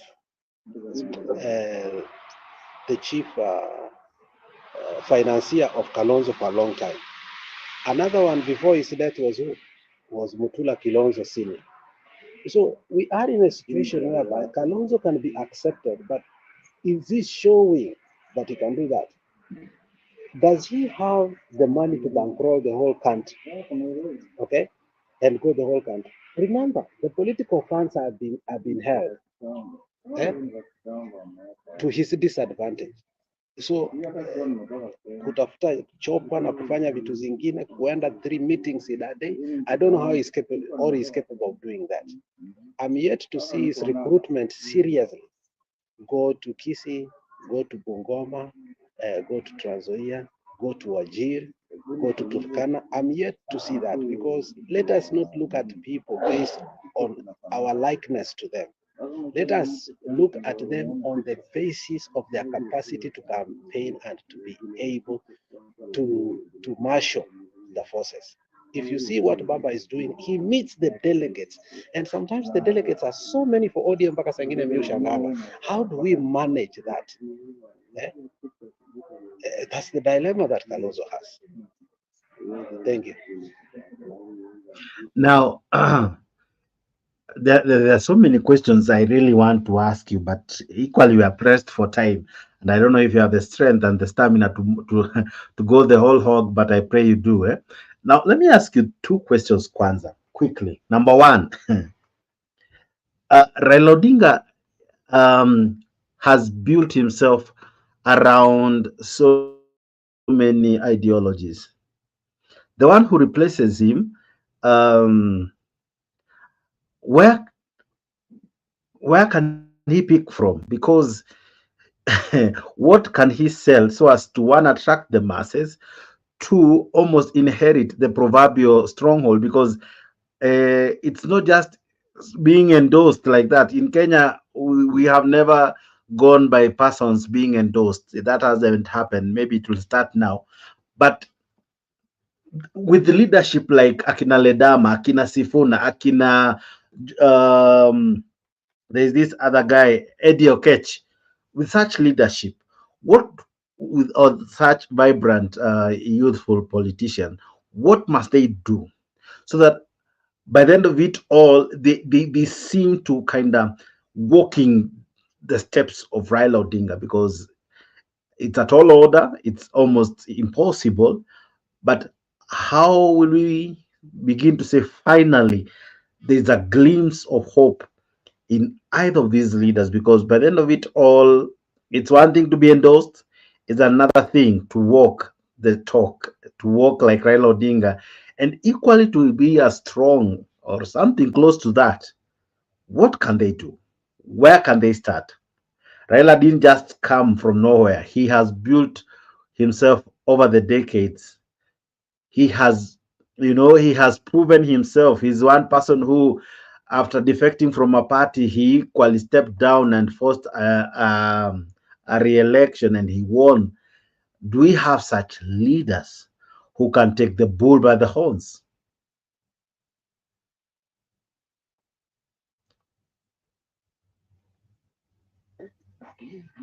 I don't know, but transitional politics is tricky again. And the problem with politics or a politician is that he thinks of the next election, but a statesman thinks of the next generation. And Kenyans are glued to what is called elections. If you take how many times have we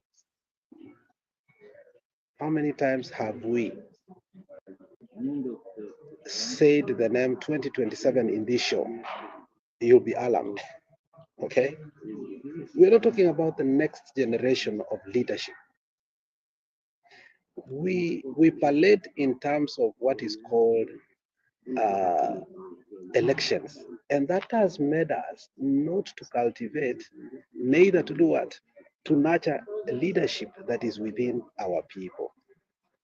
In spite and despite of how our leaders are or where they come from, I can still tell you we have very good crops of leaders that can be admired nationally. And as some of the people who have said here, like Shama Hussein, I said we have people like Joho, Arati, Ledama, Sifuna, Babu. And now the question now lies here: how are they not able to get to a point that they can stand on their 2 feet and we are comfortable with them taking? I almost called you Bernard. Mr. Jex, it is because of a sad thing that is called the politics of personality cult politics. Okay? Once a figure like Ruto leaves UDA, it remains a shell. And if Raila retires from ODM, I bet somehow it will significantly be affected. Now we peg another question on how can we stop personality politics so that we can have generational politics, that leadership or parties can endure a generation. Kanu almost endured a generation, but it was stopped in 2002, and today it is still a shell to Gideon Moi. Okay? And basically nothing happens in that. I don't know, because the guy has money or something, but you can see that. So if we could have a 3-party system in Kenya, we can be able to grow in terms of principles, in terms of ideology, and in terms of philosophies. And then what is called the psychopolitics of election will stop. Now we'll start talking about the principles of healthcare, the principles of our bridges, the principles of our school system, the principles of corruption, our judiciary, our executive, and our legislature. Now the narrative will change. So, and the politicians know about this, and they talk about this, and I can be the best person who talks about this. But when I take power checks, I'm against what I spoke against, because now I say, do you know that Kenyan politicians are the ones who earn one of the best salaries in the whole world? Do you know that, Jex? They even earn better than the US and the British people. Do you know that? They are well taken care of in terms of, you can have 3 wives and all of them will have what? Insurance from the government. And then if you serve 1 term, again, you have retirement the rest of your life. Do you understand what the politicians are doing to us? So, and that is why I'm telling you that now, when they go there, they become another tribe. They are no longer Kenyans. Politicians are number 49 tribe in Kenya. They speak 1 language, they talk 1 language, and that is very dangerous to a democracy. When you see Ichungwa every morning running with Otienda Molo because they live next door, nothing separates them. They earn the same money, go to the same parliament, they're in the same parliamentary groups, and that is why we fail. So my take on this is this: it's going to be hard for these people to grow as long as we have personality politics, but personality cult politics, because they cannot overtake their political fathers. It's a mistake to do that. You cannot counter your political father. It is a mistake. What he says is right if you want to get the next ticket for the party. Okay. Now there is another interesting narrative that always comes into play. Unfortunately, the clip I have is in Swahili, but let me make it sound English. This clip talks of Raila mastering the art of surviving all the regimes. Um, this time round, he's surviving Ruto's regime by going for AU. Um,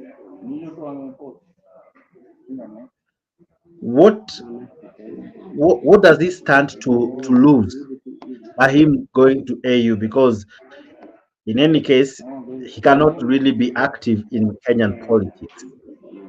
If he were to resign huko mwisho, he have lost some mileage, or is this how he finally retires from Kenyan politics? How do you look at it that he's now transiting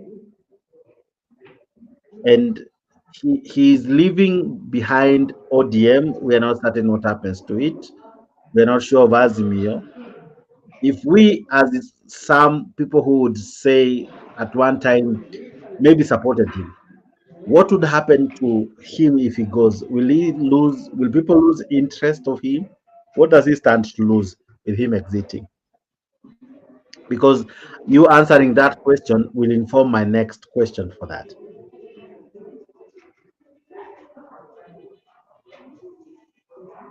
It's a tough question. I mean, without a doubt, if Raila gets out of AU, he goes to AU, ODM, I hate to say this, is done in one way or the other. And the realignment of what comes next will be a patchwork of small parties. That some will be clans and some will never be national, no matter what. I think it was a bad move. It was a bad move for Raila to play that politics. I don't know if he sits down to understand that that will be detrimental. However, he has decided to do it. For those who believed in ODM as a party to the future, and those who also believed in UDA as the party for the future, did so knowing that at some point, and that is the Ruto narrative, which sometimes makes me happy, that we must have two parties to fight. All these many parties, coalitions, or what, really do not help, because those are loose cannons that break away, and we are not able to conglomerate them together in a cohesive force. Today, we have a country whereby the majority is the minority in the House, and the minority is the majority, whereby even the speakership is artificial speakership, not real speakership. And that's the sad part of the nature of bad politics, that we are being governed by people who never won the election, and we are opposing those who won the election. So in short, in your question, I believe that there will be realignment and transition, but that transition, I see it to be to really bother me, because the people who are smart like Sifuna can be subject to be casualties in the future because of the power that Baba has given. People like Babu Owino might be casualties of the people who have money, and people who have what? Influence in that country. So we should not leave our politics to dogs. We must preserve parties that have been there for years. And by preserving them, we must understand that we must pass a law that the government should not be the one that bankrolls the big parties. That part, the treasury, the money should come from the treasury right away, so that these parties do not have problems in the administration and governance. But right now, the way we have played our politics is a party can die because the government of the day has refused to give it what? Money to operate. And the lack of money is what kills best politicians like Kalonzo. If Kalonzo really had good money, okay, a businessman, he will be very far. His lack of having a chopper, you can see, is a problem. A CS comes one day, is a CS less than 3 years, he has 3 choppers. But Kalonzo probably never played the politics of corruption. And that is why, as a national leader, he is incapable of doing what Kenyans would have wanted him to do in the absence of Baba. Next, I have to say that unfortunately, I'm exhausted. I'm exhausted. Yeah, I'm equally too. Yeah. Yeah, I'm exhausted. But we have 2 so questions we must answer. Okay. 2 questions we must answer. Number 1, before I even ask you, I want to play 2 clips, then I bring in the question. Listen in as you take a breather, then we go on. Eh? This is where I begin. Let's put our hands together and welcome former Kitui Governor, Honorable Charity Ngilu. Is Madam Governor and my guru, my colleague before I left, and now the chair of Council of Governors, Madam Cicely Berire, Kenya, and how far you want them to go. For us women, when we are supported this way, we really got to take this with both hands and to make sure that this G7 that has started today and strategy being launched today can go a long way in increasing the number of women in leadership in this country. When you work with the women, as Governor Sakaja has said, if you work with half in the field, half the team, you cannot achieve as much as you should achieve. So women need to be involved in every sphere of development. And I want to ask Your Excellency Anne Waiguru, we are talking about increasing the numbers to 16, but may I ask that we should increase the numbers to 25, if not 47, having women governors in the 47 counties will really help the president to go forward. And indeed, let's start looking at the government itself, making sure that whoever president will be there will get 50% of his cabinet or her cabinet to be women. We must not be apologetic to what we want. And I want to assure you, Your Excellency, by the way, if you have more women in leadership, they'll help you carry a lot of the work that you are doing. They will help you, and very well indeed. You'll be freer than you are today. Women, I think there is something I want to say here about politics. Something is worrying me very much. We women have seen here that we are going to make sure that we will work across political divide. All parties, we as women must come together and ensure that whatever party you are in will support you where you are. What for me has shocked me in the last few days is a new handshake, Your Excellency. And I thank you for supporting Baba to become the AU chair. But you cannot take him alone. He has many other people with him. Very deliberate here. Charity Ngilu occupies a very special place in our country. She is the first woman to dare to run for president, materially. And she's been a great inspiration. I must say this. Charity is many times very hard on me. But I must say this about her, that she is a great inspiration to many women, not in her party, to many women across Kenya. Her daring spirit has inspired many of these women who are today leaders in Kenya. I want to ask those of you who are leaders today, please,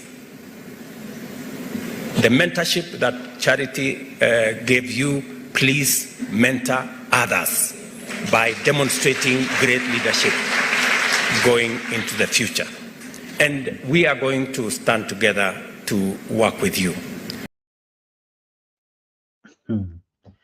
I'm sure that one you didn't have, eh? I'm 100% sure that one you didn't expect. And you know me, I must save the very best for last. Let's talk about Charity Ngilo. I love how he massaged the president before, and then the president equally responded in very kind words. Could we be seeing? Well, let's start from where she started. Is there a handshake? Is there a soft handshake, Kwanza? You know, Jex, I've said this over and over. And I remember the first time I came to your show, I'd moved from a sister channel because we were running a narrative that was not right. Okay? And I felt frustrated that I cannot live in lies because I foresaw this coming. I've said several times, there is a pact between Ruto and Raila that is very subtle, and it is going to work in this country. Don't be surprised to see Ngilu in the reshuffle of government being put there on the context and the pretext of 50% of women. Palipo moshi apakosi nini? Moto. So you are seeing, what we are seeing now is smoke. We must look where the fire is. You know, you are legitimizing a government that you critically worked so hard never to be in place. Your Excellency, that word alone. And it is a word that I told people a long time ago when I complained that Orengo called the president His Excellency 13 times in his first tour to where? To CIA. The other day that Ruto was in Homa Bay, for the first time, Raila did not say Mr. Ruto. He said the president. The president. And that is why Martha Karua right now itakuwa ni maji na nini? Maji na nini in our country. Now, maji na mafuta. Okay? The proximity of Ruto to ODMers is appalling.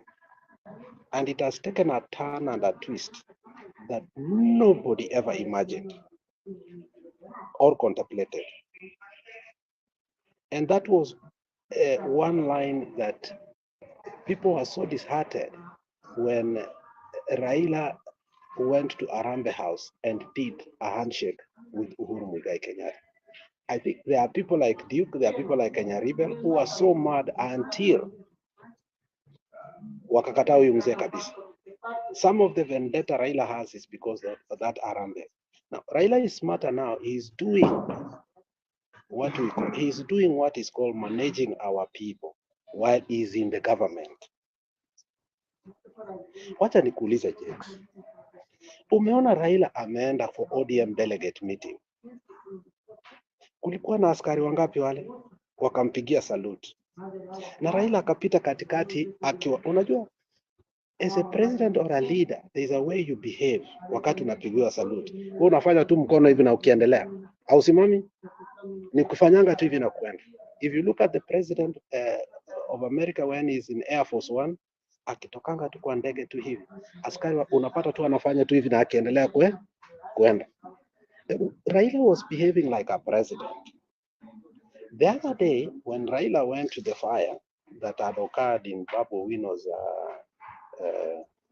Wino's constituency, there was another askari, again alimpigia salute. That tells you a lot. You see, if you can't be honest to yourself, you will be hurt na hii siasa.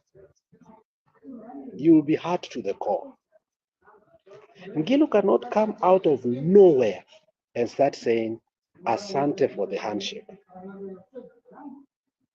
Everything in politics is calculated. Nothing is by accident. And if it's by accident, it was designed to be so. You hear my last statement? If it is an accident, the politician designed so it can be. So hawa watu wanakataa hapa, hakuna handshake, hakuna nini, kila kitu. Wacha wajue the reshuffle that is going to come. Don't be surprised to kupata, and this, especially they will start with these parastatal appointments that nasikia they may come even next week. Don't be surprised. When Raila first had a handshake with Moi, remember for the first time, if you are older Jex by then, but I know you are young. Tulitoa mtu alikuwa anaitwa Kilonzo died. When Kilonzo died, we brought in another police commissioner. But when they had a handshake, what happened was there was a Luo police commissioner for the first time in the history of Kenya. And there were sweeping changes. I remember Kisumu stage used to have what used to like a sewage ilikuanga all over open sewage. That is when Moi builds Kenyatta Sports Ground Center. Na maendeleo ikaingia Kisumu like crazy. That is when we started calling it Kisumu City. And the politics that is being played today has been in work for a very long time.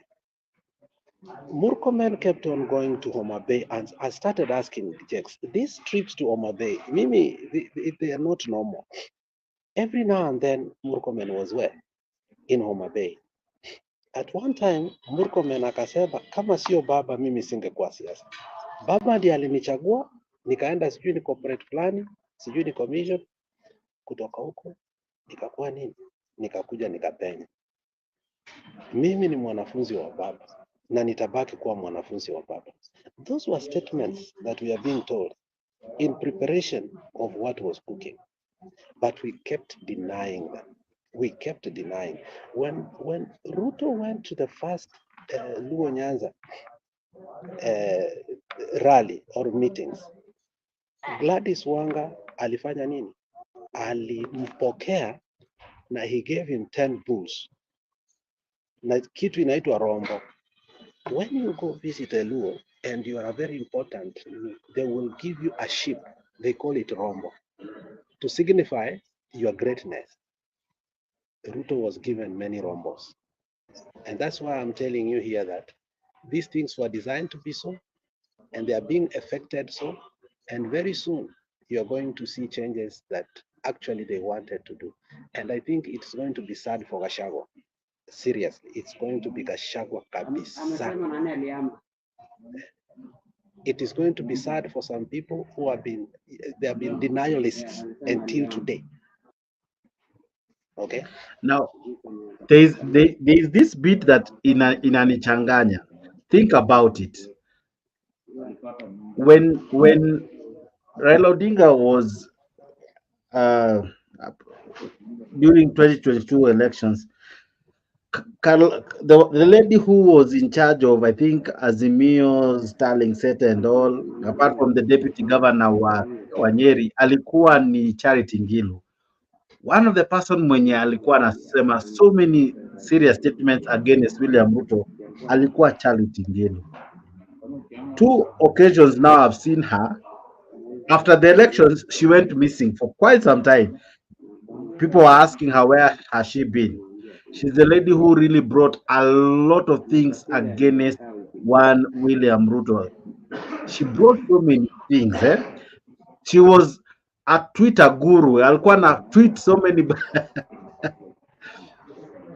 Today, her sentiments was very interesting. One of the things that she said was, Raila was not alone defending the seat for our presidency. We were many. The word we were many.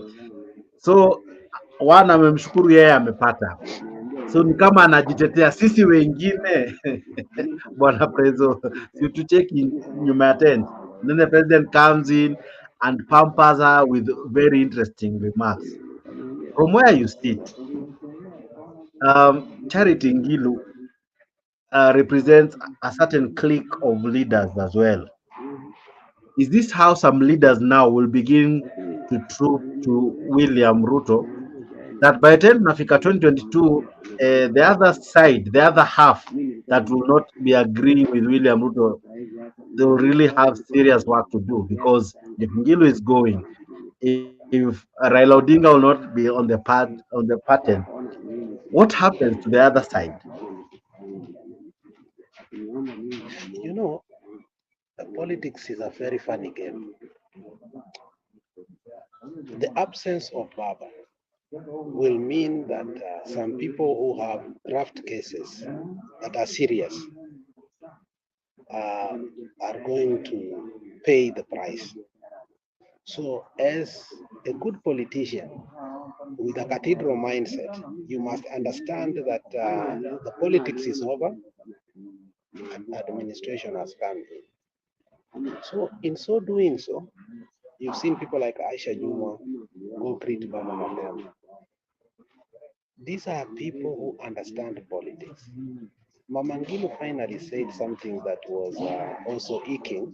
Alisema kuwa akienda sisi wengine tunabaki wapi? Sisi tuende na yeye. And you remember in Homa Bay, she asked Raila Odinga, umepanga aje? You know, like she was wanted that conversation. Raila, as you're leaving, umeplan aje? You know, she's carrying some certain conversation.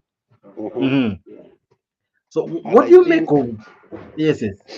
You know, in politics, keep your friends close, but keep your enemies closer. And that is 101 politics. I guarantee you, that woman Ngilu. You see, let me tell you, it is Malema who once said, told Zuma. No, it was Nani Ndozi. Was it either Malema, Floyd Shivambu, or the other young boy who told him, I know, as we sit in this parliament, there are people you like from our party that if it was possible, you will have put us as your ministers because we are logical and we make sense. We have superior logic. Let me tell you, as Ruto sits in his cabinet today, there are people that he wishes were in his party so that he can put them in the right seats, so that he can govern better. And I know one of them is Charity Ngilu. So the narrative they are running is a narrative of foregone conclusion that Charity in the future or in a parastato anaenda kuchaguliwa parastato fulani and anajua ni nini inaenda kuhappen. Okay? So Charity is preparing us that nikikuwa appointed next week, just to know that me and the president, we are okay. So that bromance does not come without a price. There can't be a certain bromance all of a sudden that me and Aida Barak tumekosana kabisa, and all of a sudden we start having a bromance that does not make sense. So that bromance started somewhere. Charity Ngilu is an iron lady person. In fact, sometimes she's a more iron lady than even Martha Karua, because at least here anaweza cheka. Martha Karua hajui kucheka kabisa. And she has a convincing voice in herself. So I think when it comes now the 2/3 gender or the 50%, people like Charity Ngilu will be used by the president, okay, to make sure that that agenda is won. However, I think there are many other surprises that we are going to get, my brother, that as a diehard of ODM, I don't know if I can be able to withstand, but the good thing I prepared myself earlier. Yeah. Final question. With the coming of Charity Ngilu, does it neutralize the Kalonzo element?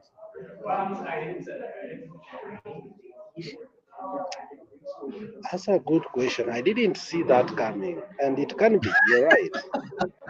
It can be. Because I mean, that's yes. that's a good political move. You see, a person, if you remember, during the Azimio approach, the person that used to say, wacha kupembeleza huyu ni watermelon. In fact, yani, the woman was hitting on Kalonzo badly, to the point I used to question, hey, yeah, hata kama. And my good friend once told me a quote that I'll never forget. That's PK, not Stone PK, the other PK from Chicago. He once told me that if you have a dozen of cows in your yard, in your herd, and you have only one bull, but the bull is old, do you castrate it? The answer was no. The answer was no. The only bull that cannot be castrated, no, not the only bull. You cannot castrate the only bull because of posterity. Okay? So you must wait and see on how to deal with it. So this is what I can say. The reason Kalonzo is surviving the politics of the area is because they have only one bull. If another bull will come out, which I think should have come out had he remained, had Mutula Kilonzo Jr. remained in the circle of Baba, he was the perfect person to take over Kalonzo. Perfect. But now Kalonzo remains to be relevant because there is no any other bull in Ukambani that can take over. Okay? So if Charity Ngilu is able to neutralize, I hear the governor of Kitui is doing so bad, and the people are complaining that they didn't do what? They didn't make a good choice. This guy was a governor before. This governor was there before he messed up, and then this governor was re-elected up, and then he's messing up, and people are thinking of Charity Ngilu again. So it can be that there is a pact between UDA leadership and Ngilu party to frustrate Kalonzo and make Kalonzo just concentrate on the Ukambani politics instead of going national. That can be a possibility. That can be. But I did not see that coming. That's a very good analysis there. All right. Now, can I give you at least a moment to give your closing remarks? But I'll have a clip for our viewers on several things. But I'll not play the whole of it. I'll tell you where to go see of it. I'll play one from Babu Owino and the other one from Oparanya. But in your closing remarks, is this now, with the exit of Raila Odinga, is this now the birthing of new political matrix in Kenya? Yes, generational politics is very tough. Transitions are very tough, but the dust does settle. The president of Zambia, HH, made a transition when he defeated Edgar Lungu, and it was a difficult transition for the people of Zambia to comprehend. In fact, they thought that Edgar Lungu was better, but in that transition, they came to learn that when a transition happens, changes must happen. Things cannot remain status quo. Therefore, we must also ask ourselves, or for the people who like to read, must read about revolutions, must read about government changes, must read about policy changes, must read about new money and old money, must understand that things will never be static. Politics is a dynamic thing, and the person that cannot adapt to changes is a person that is in bondage. You have to change based on the situation. The fact is, whether he won or not, I know he did not win, He's the president of the Republic of Kenya. He carries the tools of power, and therefore that denialism, so that is why we must coalesce around him, even if we don't like him, to get also our share of cake, because the way Kenya operates in a very wrong way. Kenya operates that unless you're close to the presidency, you may never be able to eat the cake. That is how we palate. That's how we have been operating, unfortunately. It should never be that way. That's why we fought for devolution. But the first timers of devolution refuse to do devolution to the core. Okay? To a point, sometimes our Senate is almost a useless institution, because what they ought to do, they are not even doing.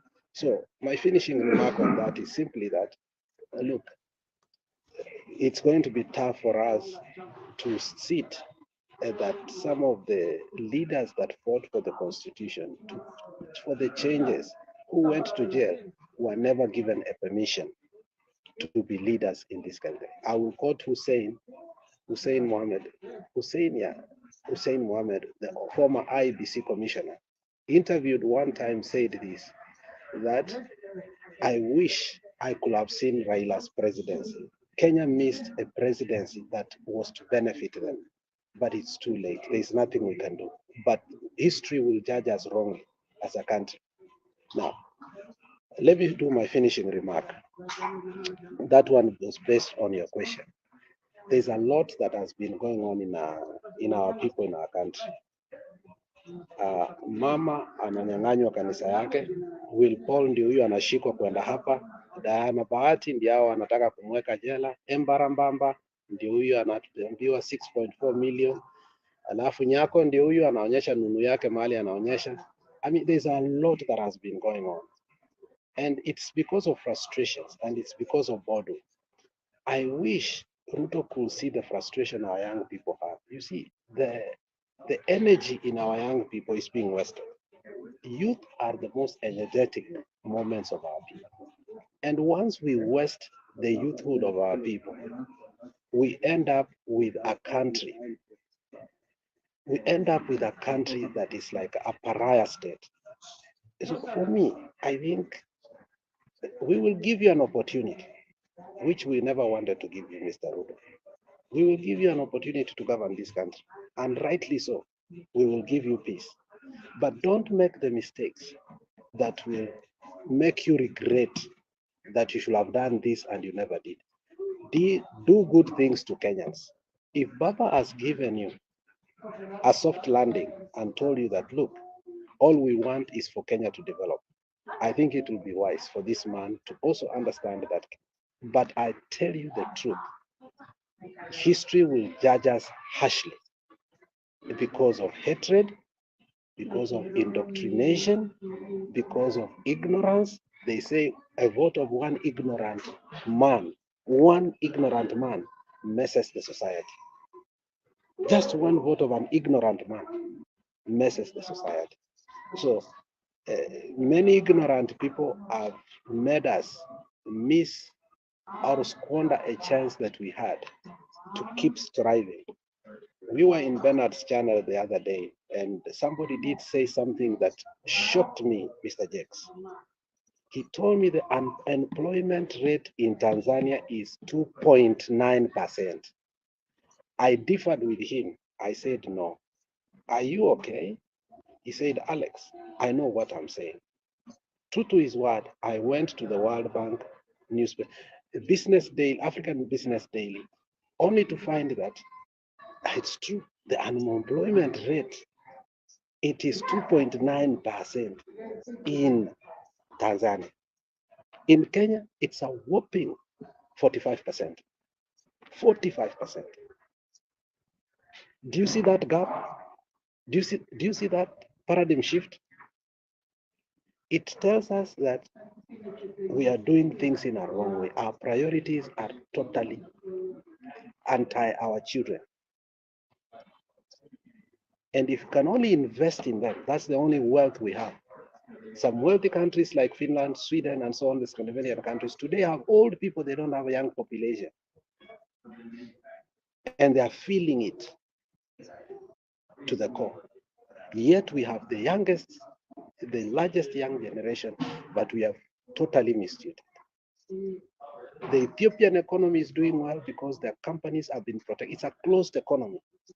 You don't import toothpicks, sugar, and all that. You cannot over the years. But what are we doing? We are importing even condoms. We are importing even tea bags again. We make tea and still we import Colombia tea. Does it make sense? So I think, Ruto, we will give you a chance because Baba has decided so, but you need to do the right thing. I mean, inside my heart, I'm bleeding. I'm really bleeding, but I must accept the truth. I cannot stay on denialism the rest of my life. Thank you, Jax. All right. On that note, let's listen in to one guy here. Let's now talk about Azimio leader Raila Odinga's AU bid. Of course, we've been seeing the recent dalliance with President William Ruto that has sparked concerns about potential compromises within the opposition. From where you sit as a member of the opposition, do you think the opposition is compromised? Opposition is not compromised. Everybody has a dream, everybody has a vision. Baba's dream is to be the chairperson of AU. Okay? The dream was to be the president. That already has passed. Okay. That already has passed. Not unless now we are still focusing on 2027, which still he has that right. He has a democratic right to contest in 2027. But before then, there is the isness. And in life, there is the isness and the oughtness. So you must achieve the isness for you to get the oughtness. So you can dream of the oughtness, but you must get the isness. Now the isness now is AU chairperson, of which this AU chairperson, Ruto is one of the voters.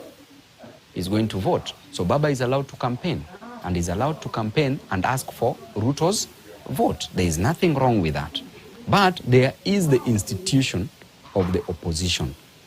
If at all we were saying that we are now in bed with the government, why would we walk out during the housing levy bill? We walked out, which means that opposition is still doing its work and it's still intact. Okay?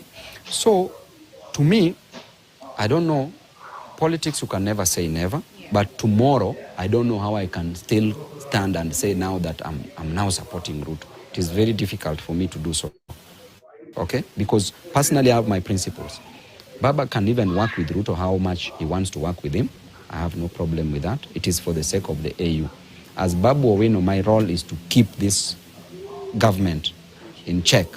And that is what I'm going to do. And nobody will tell me not to do so. I will do it. Now, as the Azimio leader... All right. 20 seconds. Your reaction to Babu Owino? Babu Owino is confirming that Raila is working with Ruto, unfortunately. I mean, everybody is confirming that. You see that disclaimer that Baba can work with Ruto? But look, the politics of what we call personality politics is so conniving, my friend, to a point that if Baba works with Ruto, you can't tell me that the opposition is solid or the minority. Let's be honest.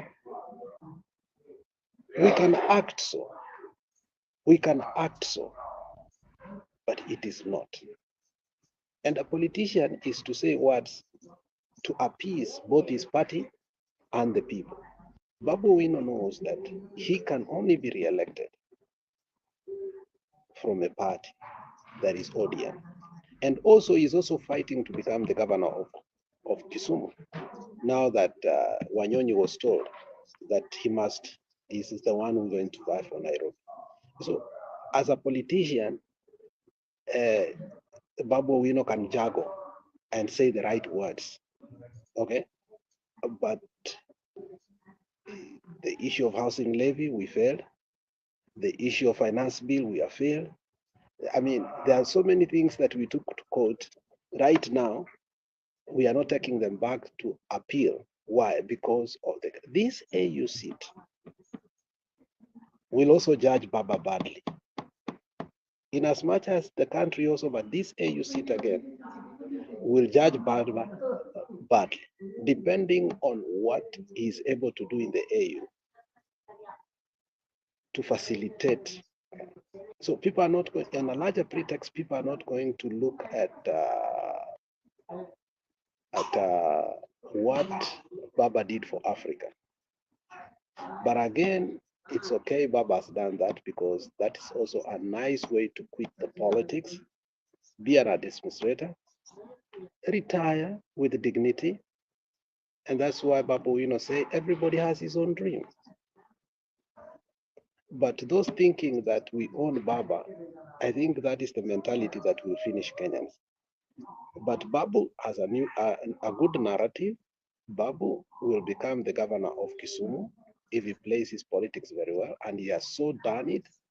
I hope he has enough money, because right now, doing the seat for a governor, you require like $1 billion or so.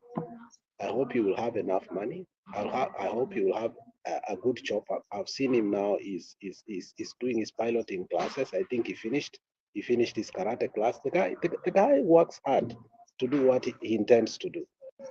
He said he stopped taking cocaine. I hope so.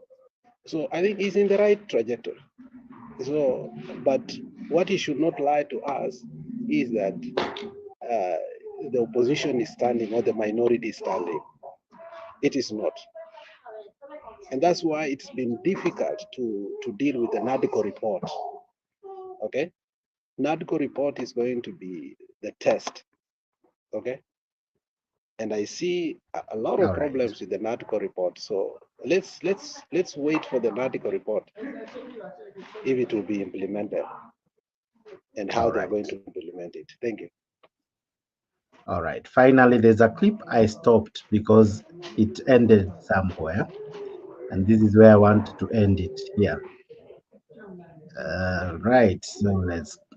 Umwa, Trade CS Rebecca Miano, Soipan Tuya of the Ministry of Environment, Penina Malonza of the Ministry of East African Community, Susan Nakumicha, the CS for Health, and Florence Bore, Cabinet Secretary for the Ministry of Labor and Social Protection. And I want to ask women leaders, I know you may want higher numbers, but we can do it. We can do it progressively. Let us get what we think is attainable now. You guys know what you need to do. We can then take it to the next level, and then take it to the next level, and finally get it to 50-50. Though snail-paced, the journey to equality for women in leadership seems to be gaining momentum, if the election of 7 women to head counties is anything to go by. We will be, all of us, in New York in the next 2 weeks, fundraising for support and getting technical support as well for each of the counties, and also for the counties that have potential women leaders. But I'd like to finally really thank you, not just for supporting the women and women leaders, because it's about the women at the grassroots. And the way you have moved to support the women at the grassroots, wale wadogo sana. The launch of the Women Governors Caucus G7 strategy is just the beginning of the next phase of the transformational journey to ensure representation and inclusion of women in leadership.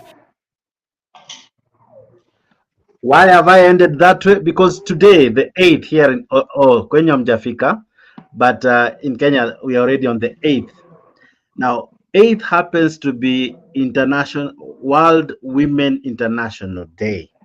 So I've chosen deliberately to finish with that part, to wish all the women right here from Kenya Newslink a happy Women's International Day.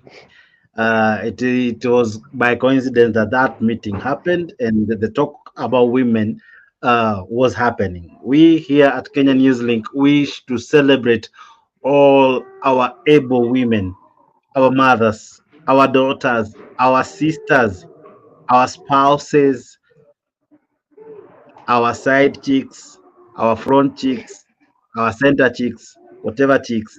But we wish to celebrate all the ladies, because you are the strength that really empowers our world. And we really appreciate you. We wish you the very best as you celebrate today, the Women's Day. That but then kama functions zote zinakuanga zenyu, so ni sawa tu. I don't know if I can't remember which day is Men's Day, but we celebrate your women.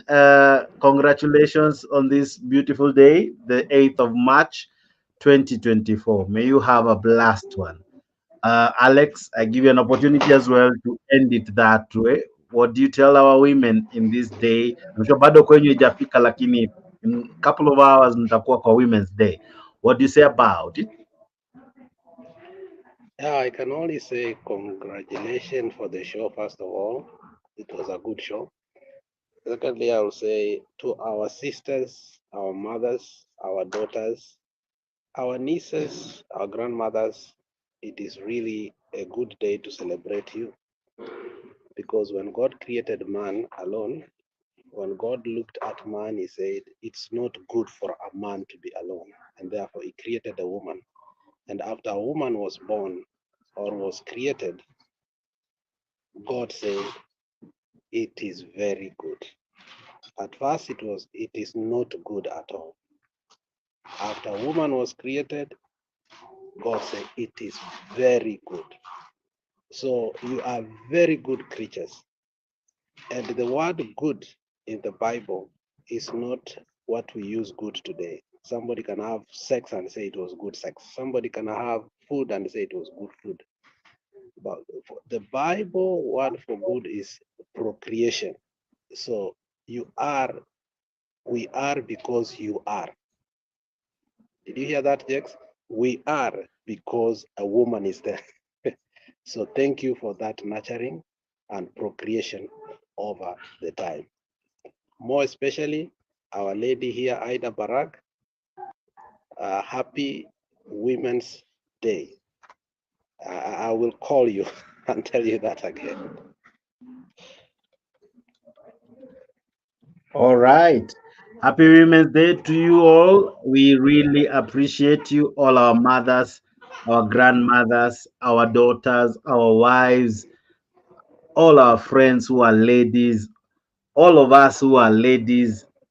No, hey, sorry. All of you who are ladies. Not all of us. But You're anyway, right. all the things. You know, Jex, you are right. Here in this country, there are three ways of introducing yourself. You say, my name is Alex and I'm a he. Another person will say, my name is Ida, I am a she. But then there's a new one that says, my name is Alex. My name is Alex. I was born a he, I am a she. All right. All right. So Happy Women's Day. Tukutane kesho and tutakuwa na show moja fiti. Asante sana Aida. Let me equally take this moment to appreciate the comment team ambao wanakuanga so beautiful always. Aida, asante sana. Mohamed Ege, asante sana. Thank you so very much. Goodia, I see you. Asante sana for your participation. I saw Kenya Revolutionary. Asante sana for your comments and your sentiments, my brother. I wish to see you very soon kwa show. Nani mwingine hapa naona mlikuwa kibao wadau. Hata hii mashine yangu imeanza kukataa kuwapeleka message zilikuwa mingi hivi All right, I see. Let me continue reading some. I see Remosi Egon, asante. Shema Hussein, asante sana. Thank you very, very much for your sentiments. Namuona Geoffrey Ruto, thank you for your comments. Ninashukuru sana my brother. Namuona jamaa umeanza kujita antichrist. Remosi Egon, okay, sawa. Okay, sawa. Kwa raha zako my brother. Namuona nani mwingine hapa? Namuona Kadabilo, asanti sana the Somali, na kuona ulikuwa ndani. Jambazi Kamili, asanti sana, na wengi ambao umetuma. The messages were many, they were coming in thick and fast. This show wouldn't have happened without you guys. You guys are just but amazing. To my able panelists who made it possible, thank you very, very much. You guys are just but the best. Thank you so much. I couldn't have done it without your support and your time, and equally for you tuning in to Kenya Newslink. Now, thank you so much for those of us subscribing to Kenya Newslink.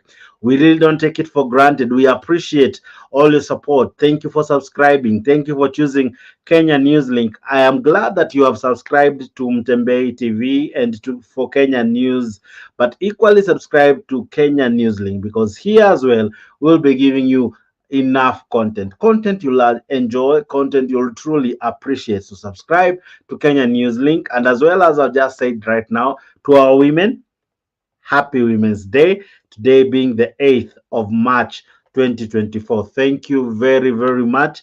We are glad that this day today happened in such an auspicious day like the Women's Day. Asante sana. I've always been your host, Jex, the moderator. It's never easy to do this, but I'm always grateful to have this privilege to do it. All right, to sit here and listen to you, because you guys listen to us as well. We love it so much that equally you give us the opportunity to give you what we give you. So asante kwa kutusikiza, asante kwa kuwa part of this show. See you tomorrow. I know you will be there, and I will equally be there with another great topic, with another great panelist, with another great discussion. This has been Kenya Newslink. This has been your show. Kindly keep me up on YouTube. Subscribe kwa hii channel. Subscribe until you can't stop but subscribe. This is Newslink. This is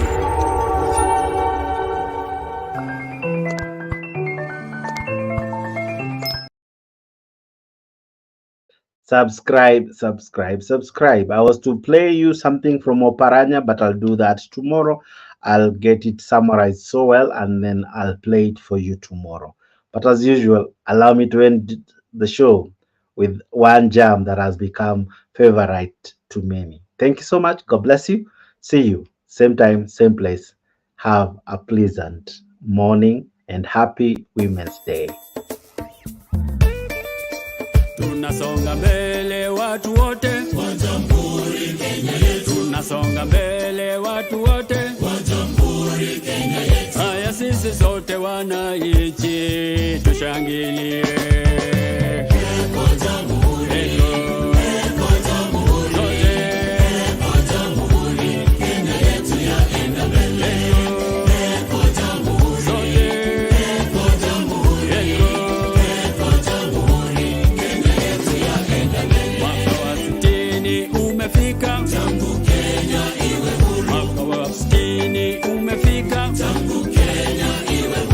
Sisi sote wananchi tushangilie.